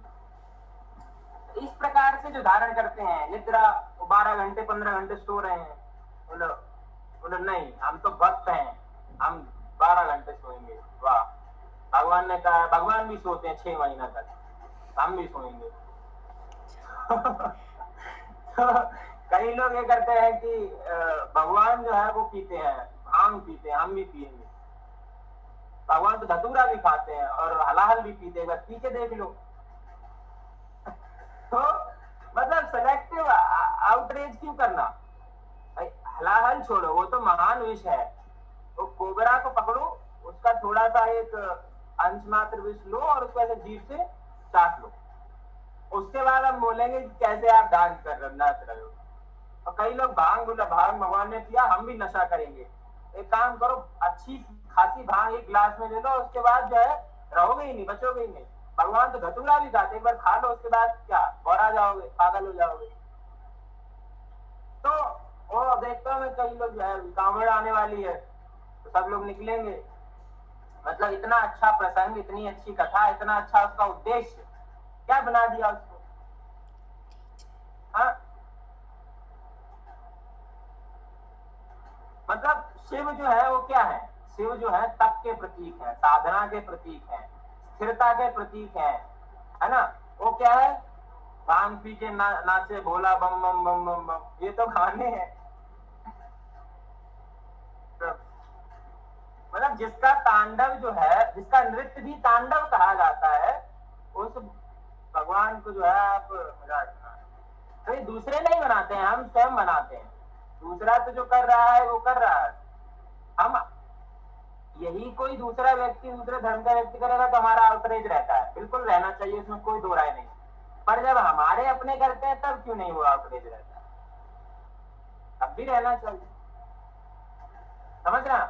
इस प्रकार से ये धारण करने वाली चीजें हैं, वो उससे बचना चाहिए। कई लोग भय को धारण करते हैं, है ना, हर चीज डर डर के करेंगे, ये नहीं करना है, वो नहीं करना है, ये नहीं, तो यही सब करते रहो तो जीवन में कुछ नहीं कर पाओगे। सबसे पहले भय को त्यागना होता है, क्योंकि भय ही सारी बंधनों का कारण है। किसी भी प्रकार का कर्म आप करने जा रहे हैं उसमें आपको भय तो मिलेगा ही। भाई कोई भी नए रास्ते पर जाओगे तो डरोगे तो, पर उसका मतलब ये नहीं ना भाई बचपन में जो है आपने चलना था तो गिरने का डर तो होगा एक आध बार, और वो डर बनेगा कैसे? जब एक आध बार गिरोगे, जब गिरे ही नहीं तो डर कैसा? एक आध बार गिर गए, अब उसके बाद दोबारा नहीं चला जाएगा। बचपन में जो है एक बार चाय बनाते हुए हाथ जल गया, उसके बाद दोबारा चाय ही नहीं बनाई, फिर घर वाले चाय मांग रहे हैं, चाय देंगे हम, ठीक है। इस प्रकार से नहीं करना चाहिए। फिर भरत श्रेष्ठ, अब तीनों प्रकार के सुख को भी तू मुझसे जान, यानी कि इन सारी चीजों से जो सुख मिलता है वो भी 3 प्रकार का है। पहला क्या है? सात्विक सुख, परमानंद की प्राप्ति, सच्चिदानंद की प्राप्ति, वो परम सुख है, वो सात्विक सुख है जो हमेशा रहने वाला है। तो अभय काल में यद्यपि विष के तुल्य प्रतीत होता है, परंतु परिणाम काल में अमृत के तुल्य प्रतीत होता है। यानी कई बार शुरुआत में तो ऐसा लगता है कि इट इज डिसहार्टनिंग, है ना। कई बार ऐसा लगेगा कि कोई चीज हमको कर रहे हैं, शुरुआत में हमको ऐसा लगेगा नहीं यार इससे कुछ अच्छा नहीं मिल रहा है, हम बड़ा लो फील कर रहे हैं। वो नहीं, करेले खाते हो ना आप, तो करेले शुरुआत में खा लोगे ऐसे ही तो कड़वा लगेगा, धीरे धीरे उसको चबाओगे, धीरे धीरे उसका रस व्यापन होगा तो क्या होने लगेगा, नॉर्मल हो जाएगा। ऐसे ही दवाई जो है धीरे धीरे असर करती है। तो शुरुआत में सारी अच्छी चीजें शुरुआत में कड़वी लगती हैं, परंतु शरीर के लिए क्या होती हैं, अच्छी होती हैं। ऐसे ही आनंद की स्थिति भी है, ऐसे ही सुख की स्थिति भी है। कई बार हमको वो परम सुख नहीं मिलता है कुछ कर्म करने में शुरुआत में। जैसे मान लो कोई भक्ति मार्ग को प्रशस्त है, कोई ज्ञान मार्ग को प्रशस्त है, कोई कर्म मार्ग को प्रशस्त है, अलग अलग मार्गों पे आप प्रशस्त हैं, तो शुरुआत में आपको लगेगा, बोरियत लगेगी। कई बार भक्ति में कई बार ये लगता है वो रोज रोज वही माला लेके बैठ जाते हैं, रोज वही करो, रोज वही करो, है ना। तो शुरुआत में बोरिंग लगता है बड़ा, तो पर वो करने लगेंगे तो आगे अंत में क्या हो जाएगा, प्रणय काल में क्या हो जाएगा, वो अमृत तुल्य हो जाता है। जैसे समुद्र मंथन में समुद्र को मत मत के शुरुआत में विष निकल रहा है इससे, परंतु जब मथते जाओगे मथते जाओगे मथते जाओगे तो उसी विष में से अमृत बन जाएगा, जैसे दुग्ध में से मक्खन बनता है। समझ गए। आगे क्या कह रहे हैं, ऐसे ही इंद्र विषयों के उत्पन्न जो दुख सुख प्राप्त होता है वह तामस वह राजसिक सुख है। यानी वो तब तक रहेगा जब तक आप उस चीज में लिप्त हैं। जैसे किसी के साथ रहना आपको पसंद है, आनंद देता है, तो जब तक आप उसके साथ हैं तब तक आपको आनंद रहेगा। उससे अलग हो जाएंगे तो आप क्या हो जाएंगे, दुखी हो जाएंगे। हो जाएंगे कि नहीं हो जाएंगे। जब तक आप, जैसे मान लो कि मुझे ये खाना बहुत पसंद है, जब तक खा रहे हैं तब तक तो आनंद आ रहा है, जैसे ही खाना खत्म होगा वैसे आप नहीं। और आपको बहुत अच्छी चीज कोई पसंद है, आपका पेट ऊपर तक भरा हुआ है, गला ऊपर तक भरा हुआ है, तो कितनी भी अच्छी चीज हो वो आपको पसंद नहीं आती है, तो थोड़ा अब नहीं खाए, है कि नहीं। तो it is all about senses, it is all about इंद्रिय विषयों से, इंद्रिय और इंद्रिय विषयों से उत्पन्न जितनी भी सुख होते हैं वह क्या है, राजसिक कहा गया है। जो सुख भोग काल में तथा परिणाम में भी आत्मा को मोहित करने वाला है वह निद्रा, आलस्य, प्रमाद से उत्पन्न सुख तामस। कई लोग रहता है मजा आ गया 17 घंटे सोए हम, ठीक है, वो क्या वो सुख तो है, आनंद आ रहा है, मजा आ रहा है, पर क्या वो सात्विक रहेगा, है? क्यों? क्योंकि जितना आप निद्रा में विलीन रहेंगे उतना ही आपको जो है आपके शरीर को समस्या आपको लग नहीं रहा है पर होगी, ठीक है। कई बार आप 2 घंटे सो के एकदम फ्रेश फील कर लेते, कई बार 17 घंटे सो के भी आलस्य रहता है कि नहीं रहता है। तो इस प्रकार से जो सुख उत्पन्न होता है वह तामसिक सुख होता है, ठीक है। इसी प्रकार जो है भैया मेरा एक प्रश्न है कि राजसिक सुख क्या होता है, एक बार फिर से बताएंगे बस। राजसिक सुख जो हमारे सेंसेस हैं, सेंस ऑर्गन्स हैं, इंद्रिय हैं, उनसे उत्पन्न जो सुख है, उनसे आसक्ति जो हमारी उत्पन्न होती है, उस सुख से जो है वो आपको राजसिक सुख कहा जाता है।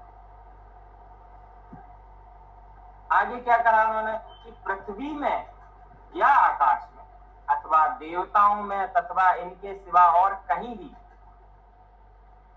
ऐसा कोई भी सत्व नहीं है जो प्रकृति से उत्पन्न इन तीनों गुणों से रहित हो। यानी ऐसा कुछ भी नहीं है पृथ्वी में, आकाश में, देवताओं में, इत्यादि चीजों किसी में भी। देवताओं में ये नहीं वो देवता वाले देवता, देवता मतलब जिसमें हमने पहले चर्चा करी, अलग अलग इंद्रिय विषय, ठीक है। तो इनमें से कोई भी वस्तु ऐसी नहीं है, कोई भी सत्व ऐसा नहीं है जिसमें ये तीनों गुण व्याप्त ना है। कोई ऐसा? हर किसी में ये तीनों गुण व्याप्त है। अब आपके ऊपर है कि आपने किसको प्राथमिकता देंगे। जिसको आप प्राथमिकता देंगे वो आपके अंदर प्रबल होता जाएगा। भाई जिसमें आप पोषण देंगे, जिस बीज में आप 2 बीज आपने लगाए, एक में आप पोषण दे रहे हैं, एक में नहीं दे रहे हैं, जो पोषण वाला बीज है वो वृक्ष जल्दी बनेगा, अच्छा बनेगा, फलदार बनेगा। में नहीं देंगे वो खत्म हो जाएगा, छोटा मोटा आ जाएगा या तो फल नहीं लगेगा। पनप वो भी सकता है पर अच्छा पनपेगा नहीं पनपेगा, इसका आश्चर्य। आगे क्या कह रहे हैं कि कर्म स्वभाव से उत्पन्न गुणों द्वारा वर्ण व्यवस्था की अब बात करी जाए। कि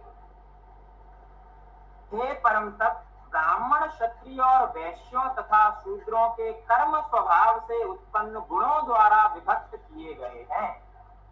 पहले हमने क्या पढ़ा था कि चातुर्वर्णम मया सृष्टा गुण कर्म विभाग। इस प्रकार से गुण और कर्म के आधार पर मैंने चातुर्वर्णों को सृजन किया है।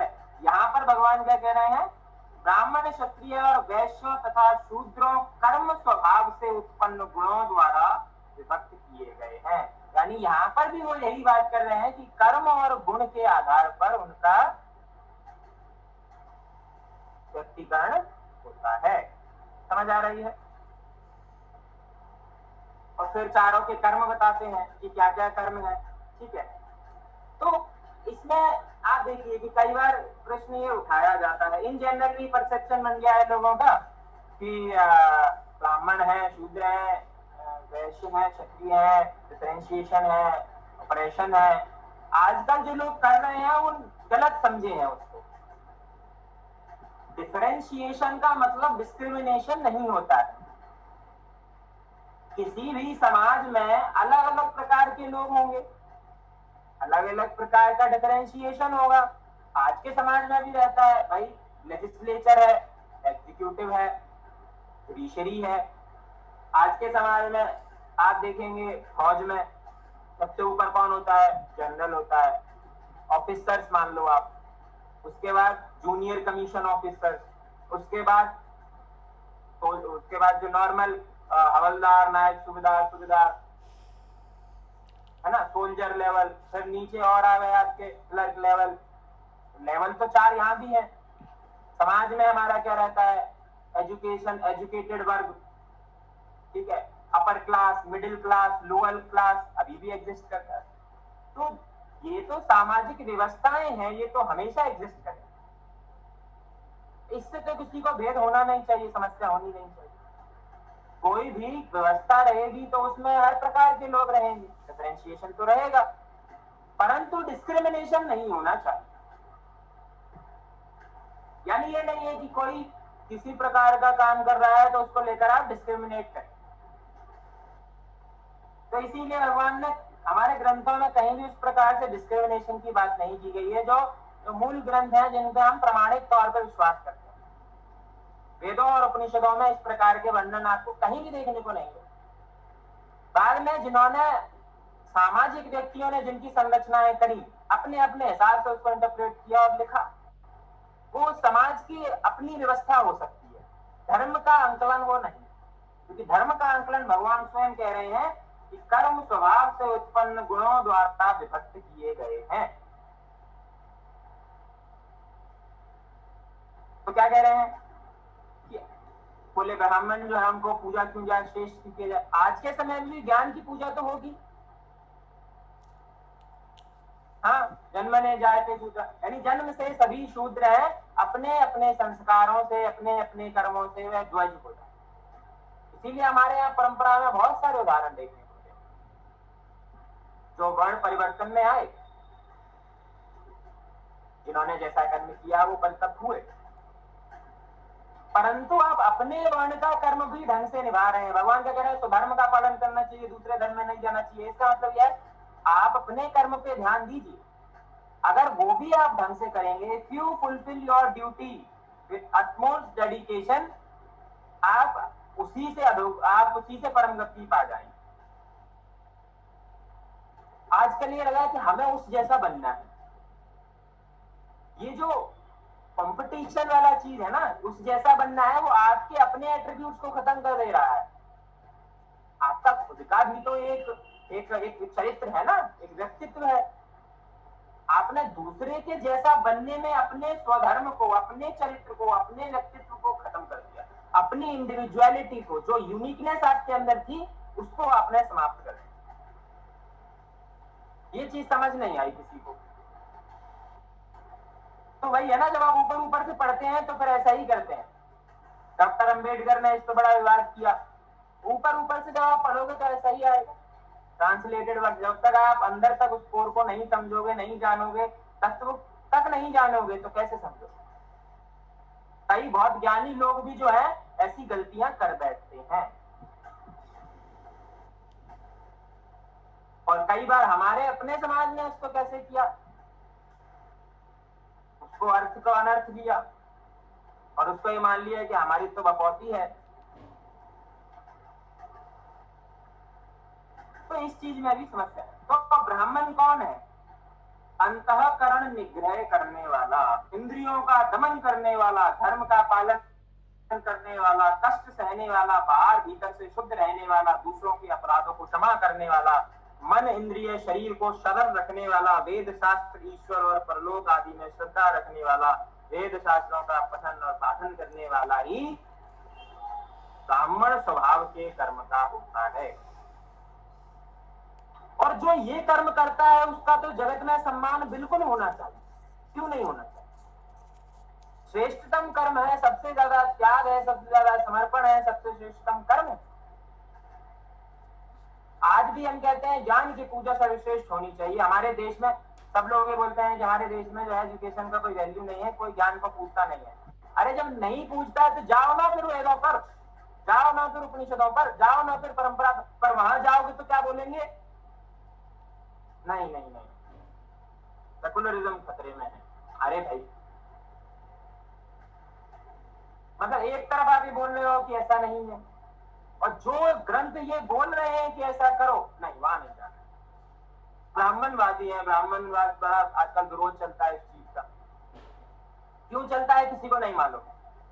ब्राह्मण है कौन किसी को नहीं। वज्र सूचिका उपनिषद के अलग अलग बड़े अच्छे उसमें वो है, वज्र सूचिका उपनिषद आप पढ़े यहाँ से जाके, उसमें अलग, उसमें बहुत डिस्क्रिप्टिव वे में चारों वर्णों का एट्रीब्यूट बताया है। मूल रूप से है क्या, उसका धर्म क्या है, कर्म क्या है, कर्तव्य क्या है, और कहीं भी किसी भी प्रकार की डिस्क्रिमिनेशन की बात,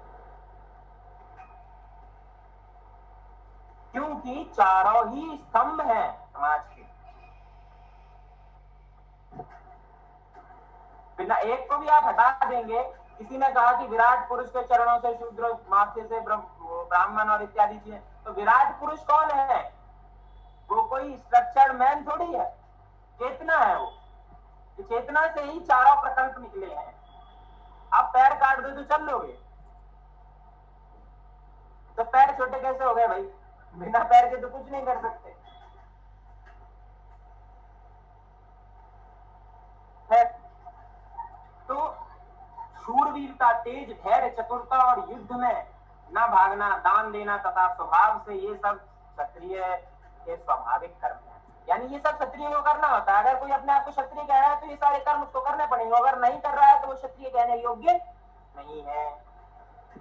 कई आजकल कहते हैं हम ये हैं क्षत्रिय हैं, हम ये ब्राह्मण हैं, हम ये वैश्य हैं, हम ये हैं, हम वो हैं। क्या आप वो कर्म कर रहे हैं जो है? अगर कर्म कर रहे हैं तो आप कहें, नहीं कर रहे हैं तो ना कहें, क्योंकि उन्होंने क्या कहा, ये क्षत्रिय के स्वाभाविक कर्म है, यानी ये तो उसको करने ही है। अगर नहीं कर रहा है तो नहीं, ठीक है। जो बोले कि हम ब्राह्मण हैं, हमको ये प्रकार का घमंड है, ब्रह्म को जानते हैं जो ब्राह्मण कह रहे हैं, अपना शास्त्रों को जानते हैं जो कह रहे हैं, नहीं। अभिमान किस प्रकार का? भाई आप हो जन्मना ठीक है, चलेगा, पर उसका अभिमान लेके किस प्रकार चल रहे हैं? क्योंकि अभिमान तो तब होना चाहिए जब आपको ज्ञान हो जाए, और जब आपको ज्ञान हो जाएगा तो अभिमान रहेगा ही नहीं। समझ गए? खेती, गौपालन, कार्य, विक्रिय रूप, सत्य व्यवहार, यानी जिसका जो है जो कर देता है, जिसका इस प्रकार से चीजें रहती हैं, उसको वैश्य स्वाभाविक, वैश्य का स्वाभाविक कर्म है। और सेवा, आर्टिस्ट्री इत्यादि, कृषि इत्यादि कर्म जो है वो किसका है? शूद्र का स्वाभाविक कर्म है। ठीक है। तो हर एक समाज में सेवा का एक वर्ग रहेगा। सेवा आज भी तो क्या है, जो नौकरशाही है, ब्यूरोक्रेसी है। अब ब्यूरोक्रेसी में सब लोग ब्यूरोक्रेट बनना चाहते हैं, हम आईएएस बनेंगे, हम आईपीएस बनेंगे, शासनकर्ता बनेंगे, पर क्या वो शासनकर्ता है या वो नौकरशाह है? नौकरशाह है कि नहीं? तो क्या कर रहे हैं, सेवा कर रहे हैं, तो क्या हुए, शूद्र हुए। पर यही आप शूद्र वर्ग में उसमें ले जाएंगे, नहीं नहीं नहीं, शूद्र नहीं, शूद्र हमको कैसे कह सकते हो, हम तो नौकरशाह हैं। अरे तो शूद्र को भी वही सेवा का कार्य बताया गया है, पर आज सब शूद्र बनना चाह रहे हैं और वहां से उनको समस्या है। तो इस प्रकार से सनातन धर्म की यही सबसे बड़ी रीढ़ है। अब आप सोचिए कि गांधी जी जो है बड़े डिस्क्रिमिनेशन के खिलाफ थे, बड़ा उनमें जो है था कि ये सब नहीं होना चाहिए, वो भी वर्णाश्रम धर्म के बड़े प्रणेता थे। उन्होंने कहा कि भारतीय समाज को अगर सुदृढ़ रहना है, अपने सेल्फ डिपेंडेंट रहना है, तो उसको वर्णाश्रम धर्म को फॉलो करना चाहिए। जितने भी हम, क्योंकि ये भारतीय परंपरा जो चली आई है और इतनी हजारों वर्षों की जो आक्रांताओं से बच पाई, वो सिर्फ एक कारण से बच पाई कि इसकी वर्ण व्यवस्था सुदृढ़ है, इसका जो स्ट्रक्चर है सोसाइटी का वो मजबूत रहा। सबको अपना अपना कर्म पता है, सबको अपने अपने कर्तव्य का पालन करना आता है, सबको अपना धर्म पता है, सबको अपनी व्यवस्थाएं पता है। जब ये सबको पता रहता है, एक सिस्टम स्ट्रक्चर्ड में रहता है, तो कोई भी बाहर का व्यक्ति आ जाए उसको नहीं तोड़ सकता। इसीलिए सबसे पहले क्षति कहाँ करी गई, वर्ण व्यवस्था पे करी गई, ज्ञान व्यवस्था पे करी गई। क्योंकि आप ये दो चीज भंग कर दोगे, ज्ञान व्यवस्था भी वर्ण व्यवस्था पर ही आधारित है, जब आप इसको छोड़ कर दोगे तो आप सबका नाश कर सकते हो। इसका दूसरा पक्ष हम अगले जब हम एक और क्लास लेंगे ना, तो वर्ण व्यवस्था से, वर्ण संकरता से इसका जो तात्विक अर्थ है उसको भी समझेंगे। अभी तो समय नहीं है, नहीं तो और अच्छे से इस पर चर्चा करेंगे। तो अगले उसमें इसको और डिस्क्रिप्टिव वे में, जो गीता के जो संहार कार्य है, जिसमें जो छुपे हुए अर्थ हैं उसके, उसमें हम अगले क्लास में उसको एक बार चर्चा में लेंगे। जी भैया, जैसे श्री कृष्ण ने यहाँ पर अलग अलग कर्म अलग अलग वर्ण के लिए बताए, लेकिन कहीं ना कहीं कर्म भले अलग अलग है, पर कहीं ऐसा थोड़ी लिखा गया है कि कोई जो व्यक्ति शूद्र अर्थात जो व्यक्ति जैसे दुग्ध का उत्पाद कर रहा है या जो आर्चरी कर रहा है वो निम्न जाति हो गया, तो ये कहीं ना कहीं मेंशन नहीं है। और अगर कोई एक व्यक्ति जैसे ब्राह्मण है, कोई एक व्यक्ति है, उसके अंदर ये चारों गुण होने चाहिए, तभी वो सर्वोच्च बोल सकते हैं। जैसे अगर कोई व्यक्ति के अंदर शांति है, वो ब्राह्मण का गुण है, लेकिन अगर उसके अंदर शूरवीरता नहीं होगी, क्षत्रिय गुण नहीं होगा, तो फिर उसको कोई भी हरा सकता है। उसके अंदर अगर सेवा भाव नहीं होगा, जो शूद्र के गुण है, अगर वो नहीं होगा, तो फिर वो ऊंचा कभी जा नहीं सकता। जैसे वो विवेकानंद जी ने भी कहा था कि before being master you have to be a servant. So एक व्यक्ति के अंदर ये हर गुण होने चाहिए। तो स्पेसिफिक कोई गुण अगर कहे कि कोई ब्राह्मण है तो उसके अंदर यही स्पेसिफिक गुण सिर्फ होने चाहिए ब्राह्मण के, तो ये कहीं ना कहीं गलत है आई थिंक, मेरे हिसाब से, कि हर एक के निःशुल्क के गुण होने चाहिए। बिल्कुल, इसीलिए जो वर्ण संकरता की बात अर्जुन शुरुआत में करते हैं, उस वर्ण संकरता का अर्थ है कि कर्तव्य पद से जो च्युत हो जाता है वो वर्ण संकर हो जाता है, यानी जो उससे विमुख हो जाता है। तो कर्तव्य, कर्म, धर्म, यही वर्ण के अलग अलग प्रकार हैं। सबका अपना अपना धर्म, सबका अपना अपना कर्म, इस प्रकार से विभाजित किया गया है। यानी स्वभाव के परिवर्तन से वर्ण परिवर्तन हो जाता है। जैसा जैसा व्यक्ति का स्वभाव परिवर्तित होता है, वैसे वैसे वर्ण परिवर्तित हो जाता है। और स्वभाव कैसे बनता है, स्वभाव धीरे धीरे ग्रेजुअल प्रोसेस है। कई लोगों ने कहा कि ऐसे तो फिर सुबह ब्राह्मण हो जाएगा, शाम को क्षत्रिय हो जाएगा, शूद्र नहीं। भाई एक तो ऐसी चीज होगी ना जिसको आप परमानेंसी लेके चलोगे, जो आपके प्रोफेशन, आपके ऑक्यूपेशन में आ जाएगा, जो आपके नियत कर्म में आ जाएगा, उस नियत कर्म का आपका वर्ण बन जाएगा। और फिर आपने ऐसा नहीं ना कि आप रोज जॉब चेंज करोगे। आप जॉब चेंज रोज करते हो, और अगर करते हो तो भी तो आप केवल ह्यूमन बीइंग नहीं कहे जाते हो। अब क्या कहते हो, अभी वो विचार रहा है, अभी वो छात्र है, अभी वो तैयारी कर रहा है, अभी वो कुछ ढूंढ रहा है, उसको कोई प्रोफेशन मान लो कि दो दिन में यहाँ कर लूँ, 2 महीने में वहां कर लूँ, तो उसको क्या कहेंगे, इंटर्न कहेंगे। उसको ये थोड़ी कहेंगे कि जॉब कर रहा है, समझ रहा। इस प्रकार से भी है।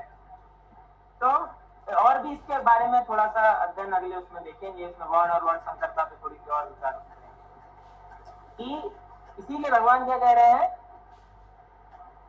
आगे कि अच्छी प्रकार आचरण किए हुए दूसरे के धर्म से गुण रहित भी अपना धर्म श्रेष्ठ है, क्योंकि स्वभाव से नियत किए हुए स्वधर्म को कर्म को करता हुआ मनुष्य पाप को नहीं प्राप्त करता। सीधी सी बात है कि भाई अपना स्वधर्म का पालन करना चाहिए।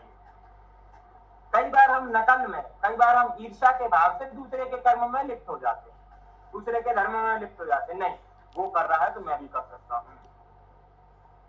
हाँ, वो कैसे कर दिया है, मैं कैसे नहीं कर सकता, वो कैसे आगे बढ़ रहा है, मैं उसको गिरा दूं। इस प्रकार से नकल, ईर्ष्या, इस प्रकार से जो हम इस कारण से क्या करते हैं, दूसरे के कर्म में लिप्त हो जाते हैं और अपना स्वधर्म छोड़ देते हैं, अपनी इंडिविजुअलिटी, अपनी यूनिकनेस छोड़ देते हैं।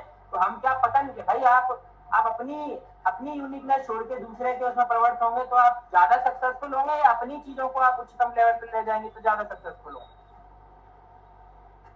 इसीलिए हमने दूसरे का क्यों आचरण का वो करना है, हमने अपने स्वधर्म को समझना है। आजकल ये सबसे बड़ी समस्या बन गई है कि हम अमेरिका होना चाहते हैं, हम चाइना होना चाहते हैं, हम जर्मनी होना चाहते हैं, हम भारत क्यों नहीं होना चाहते। हाँ, हमने ये होना है, हमने होना है। अगर वो हो गए तो फिर अलग समस्याएं हो जाएंगी। आजकल मैं देखता हूँ कई लोग बोलते हैं कि हमने चाइना जैसा विकास होना है। चाइना में बोलने की आजादी नहीं है, विकास का आचार डालोगे। हाँ, दूर से देखने में सब अच्छा ही लगता है, दूर के ढोल सुहावने ही लगते हैं, दूसरे की थाली में लड्डू ज्यादा ही दिखता है।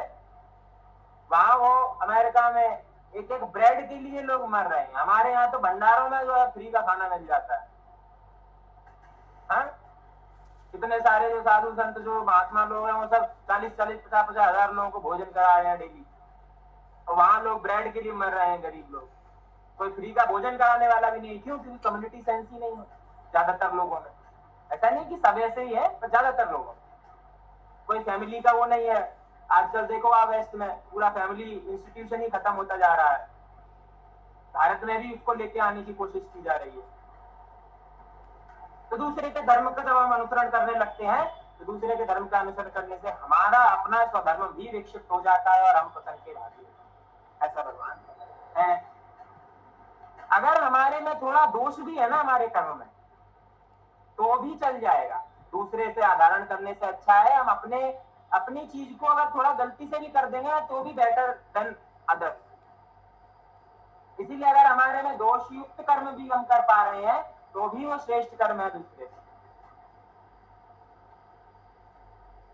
समझ रहे? तो इस प्रकार से जो है उन्होंने बात करी है। सर्वत्र आसक्ति रहित बुद्धि वाला, प्रहार रहित और जीते हुए अंतःकरण में पुरुष सांख्य योग के द्वारा उस परम नैसर्गिक कर्म सिद्धि को प्राप्त होता है जो कि ज्ञान योग की परानिष्ठा है। उस नैष्कर्म सिद्धि जिस प्रकार से प्राप्त होकर मनुष्य ब्रह्म को प्राप्त होता है, उस प्रकार से उनकी पुत्र तू संक्षेप में मुझसे समझ। यानी जब वो ये बोल रहे हैं कि इस प्रकार से जो कर्म करते हैं, इस प्रकार से जो स्वधर्म का पालन करते हैं, इस प्रकार से जो सारी चीजें करते हैं, वो अपने आप ही मुझको प्राप्त होते हैं, ब्रह्म को प्राप्त होते हैं।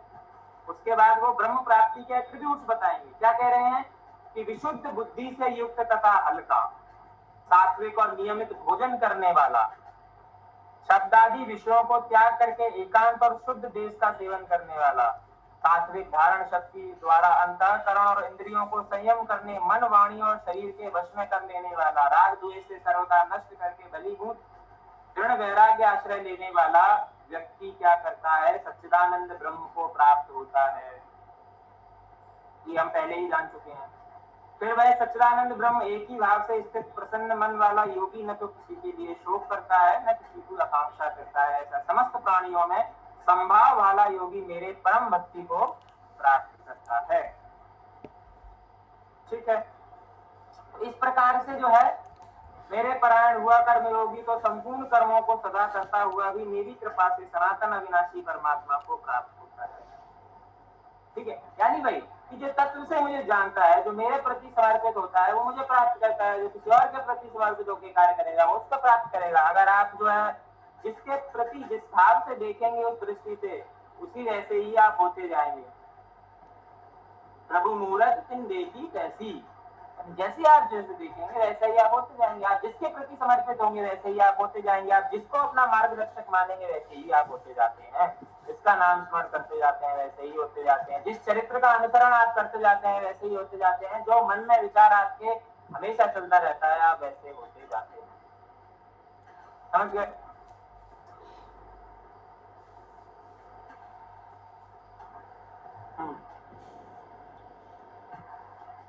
उपर्युक्त प्रयास से मुंशित वाले होकर तू मेरी कृपा से समस्त संकटों को अनायास ही पार कर जाएगा, और यदि अहंकार के कारण मेरे वचनों को न सुनेगा तो नष्ट हो जाएगा, अर्थात परमार्थ से नष्ट हो जाएगा। जो तू अहंकार आश्रय लेकर यह मान रहा है कि मैं युद्ध नहीं करूंगा, तो तेरा यह निश्चय मिथ्या है, क्योंकि तेरा स्वभाव तुझसे जबरदस्ती युद्ध में लगा देगा। क्योंकि एक क्षत्रिय अगर है, उसके व्यक्तित्व में अगर क्षत्रियता है, तो स्वधर्म उसका है कि उसको युद्ध लड़ना है, और उसका स्वभाव उसको इस युद्ध में प्रेरित कर देगा। और प्रेरित करने के लिए क्या किया, अर्जुन को ऐसा उसके स्वभाव के अंदर बनाया कि वो प्रश्न करे, भगवान से उत्तर प्राप्त करे और पुनः उस युद्ध की ओर अग्रसर हो। तो वहां क्षत्रिय के कर्म के ये पूरी गीता का अध्याय कहाँ किस परिप्रेक्ष्य में लगा जा रहा है, युद्ध के मैदान पे गीता लिखी गई, बोली गई। तो वो परिपेक्ष कैसा है, वो चर्चा कैसी है, वो संवाद कैसा है, इसलिए इसको यथार्थ रूप से आप जैसे का तैसा हर जगह फिट करेंगे ऐसा नहीं, उसके अर्थ को, उसके तत्व को समझने की जरूरत है। कई बार ये लोग कहते हैं कि नहीं ऐसा भगवान ने कैसे कह दिया, अरे भाई वो समय कैसा है, देश काल परिस्थिति भी तो सोचो। वो युद्ध करने को कह रहे हैं, इसका मतलब ये नहीं कि आप तो कल हथियार लेके वो घोड़े पे बैठ के चले जाना, नहीं आज ही चीन को मार देंगे, नहीं। उसका अर्थ है कि आपने अपने कलयुग में तो आप अपने ही सबसे बड़े शत्रु हैं, ये मन ही हमारा सबसे बड़ा शत्रु है। कहा गया कि सतयुग में जो है शत्रु दूर है ना, राक्षस देवता कुल का शत्रु है। वहां पर दो काल की बात है। त्रेता में शत्रु कैसा हो जाता है, एक ही भूमि खंड का हो जाता है। द्वापर में शत्रु कैसा हो जाता है, एक ही घर का हो जाता है। और कलयुग में शत्रु कैसा हो जाता है, एक ही शरीर का हो जाता है। ठीक है, तो वहां पर हिरण्याक्ष और भगवान में युद्ध हो रहा है। उसके बाद रावण, जो दोनों ही मनुष्य जाति के हैं, भगवान और हिरण्याक्ष तो सुर और असुर जाति के हुए, पर यहाँ पर दोनों एक ही जाति के हैं। ठीक है, दोनों एक ही लोक में हैं, पृथ्वी पे हैं। और उसके बाद द्वापर में दोनों एक ही घर के हैं, परिवार के भाई हैं।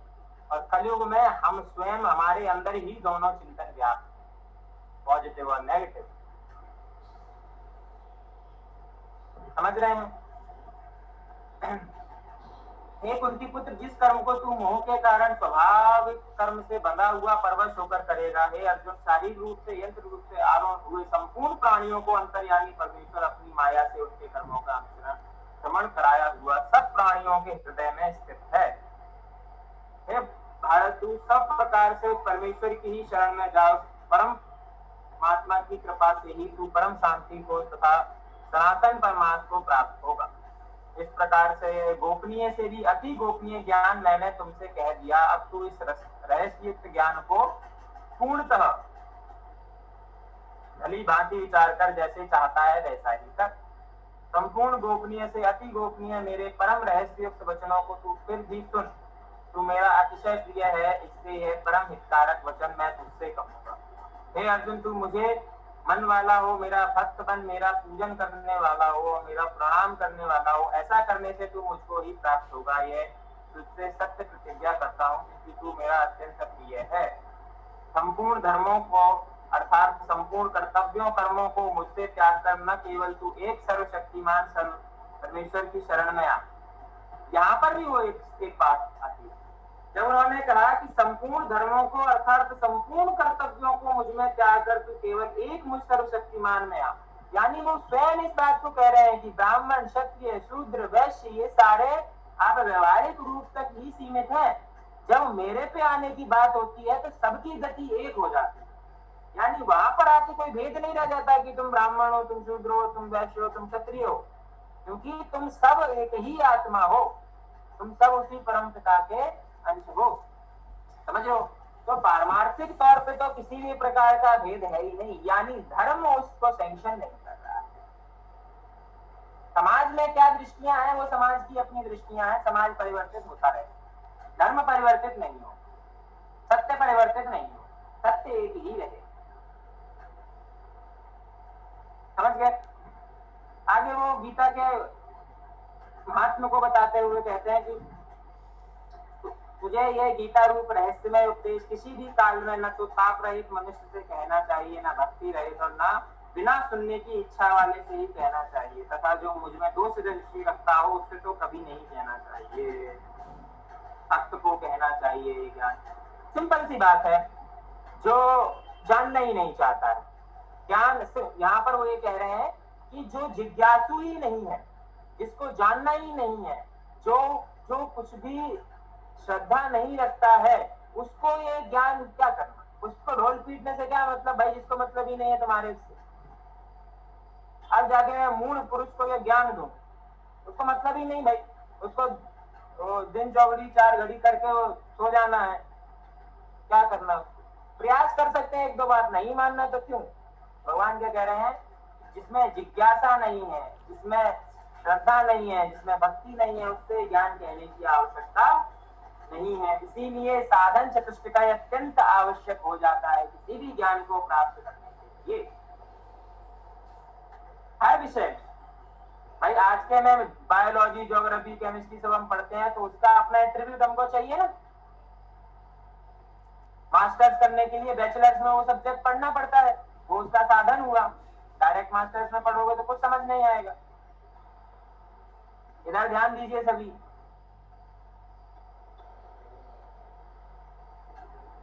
ठीक है, तो इस प्रकार से जो है, जो पुरुष मुझ में परम प्रेम करके इस परम रहस्य गीता शास्त्र को मेरे भक्तों में कहेगा, वह मुझको ही प्राप्त होगा, इसमें कोई संदेह नहीं है।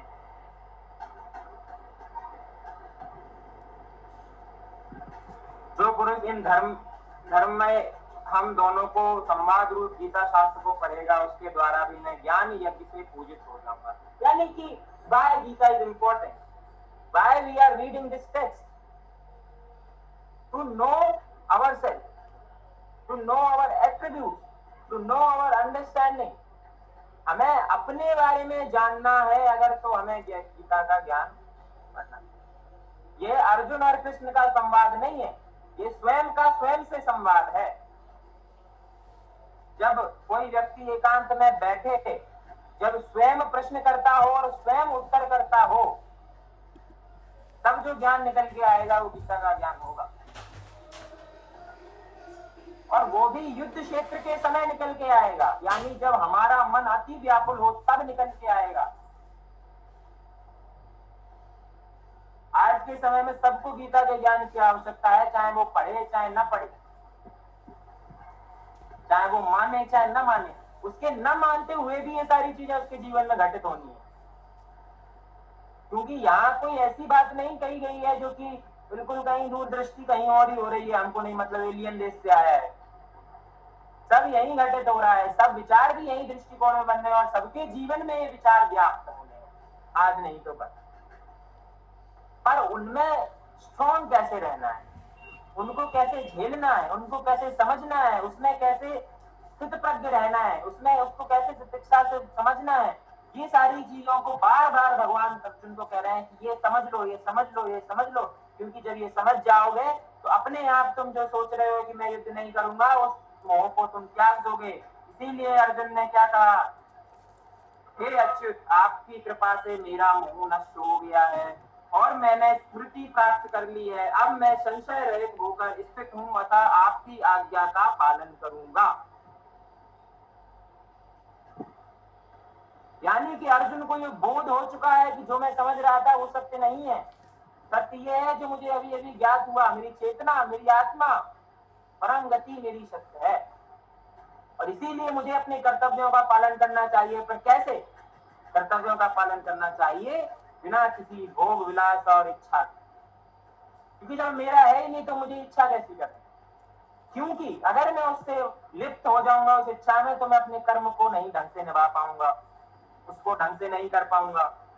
इसलिए वो ये बोल रहे हैं, इसलिए नहीं बोल रहे हैं कि आपको नहीं हो करते जाओ, मतलब ही नहीं है, नहीं। Focus on your work. आजकल कोई अपने काम कम कार्य पे ध्यान नहीं देना चाहता, धर्म पे ध्यान नहीं देना चाहता, दूसरे को प्रकल्प कर रहे हैं।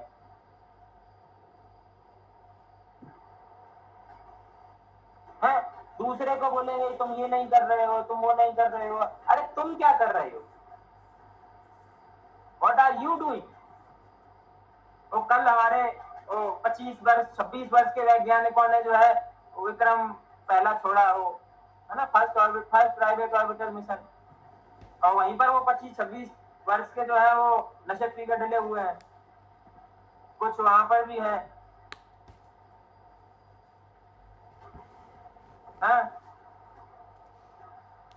तो आपके ऊपर है आपका धर्म और कर्म। करने वाले हैं वो कर रहे हैं, जो नहीं करने वाले हैं उनको सारी व्यवस्थाओं के मिलने के बाद भी वो उसमें प्रश्न उठा सकते हैं।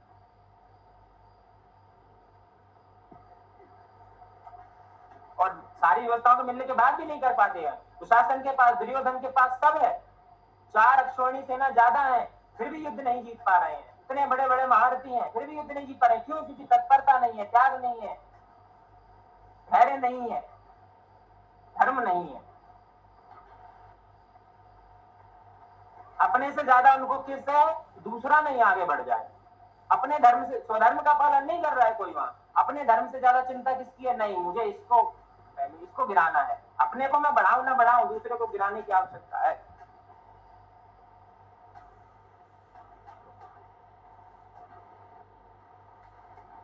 संजय क्या कहते हैं? संजय कहते हैं इस प्रकार मैंने श्री वासुदेव और महात्मा अर्जुन के इस अद्भुत रहस्ययुक्त रोमांचक संवाद को सुना।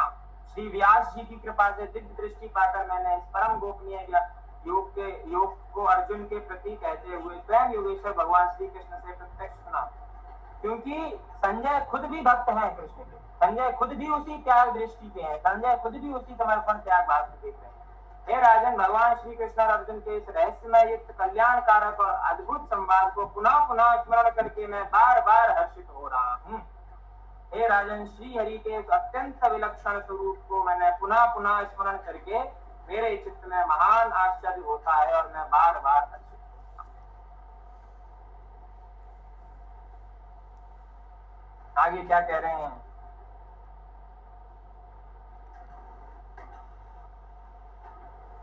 कि यत्र योगेश्वर कृष्ण यत्र पार्थो धनुर्धरा तत्र श्रीर्विजयो भूते ध्रुवानीतिर्मतिर्मम।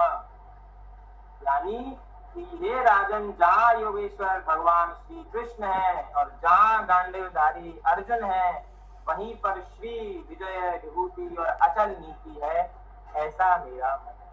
यानी जहाँ जहाँ भक्त है, जहाँ जहाँ भक्त वत्सल भगवान है, जहाँ जहाँ जिज्ञासा है और जहाँ जहाँ ज्ञान है, जहाँ जहाँ भक्ति है और जहाँ जहाँ परमार्थ है, जहाँ जहाँ गति है और जहाँ जहाँ परम गति है, जहाँ जहाँ विजय है, जहाँ जहाँ विभूतियां हैं, जहाँ जहाँ ऐश्वर्य है, जहाँ जहाँ आनंद है, परमानंद है, सच्चिदानंद है, ब्रह्म है, आत्मा है, चेतना है, अर्जुन है, कृष्ण है, वहीं वहीं ये ज्ञान व्याप्त होता है, वहीं वहीं इस गीता के ज्ञान का सृजन होता है। इसी के साथ श्री कृष्ण अर्जुन संवाद मोक्ष संन्यास योगे नामा 18वां अध्याय संपूर्ण। बोलो श्री कृष्ण भगवान की जय।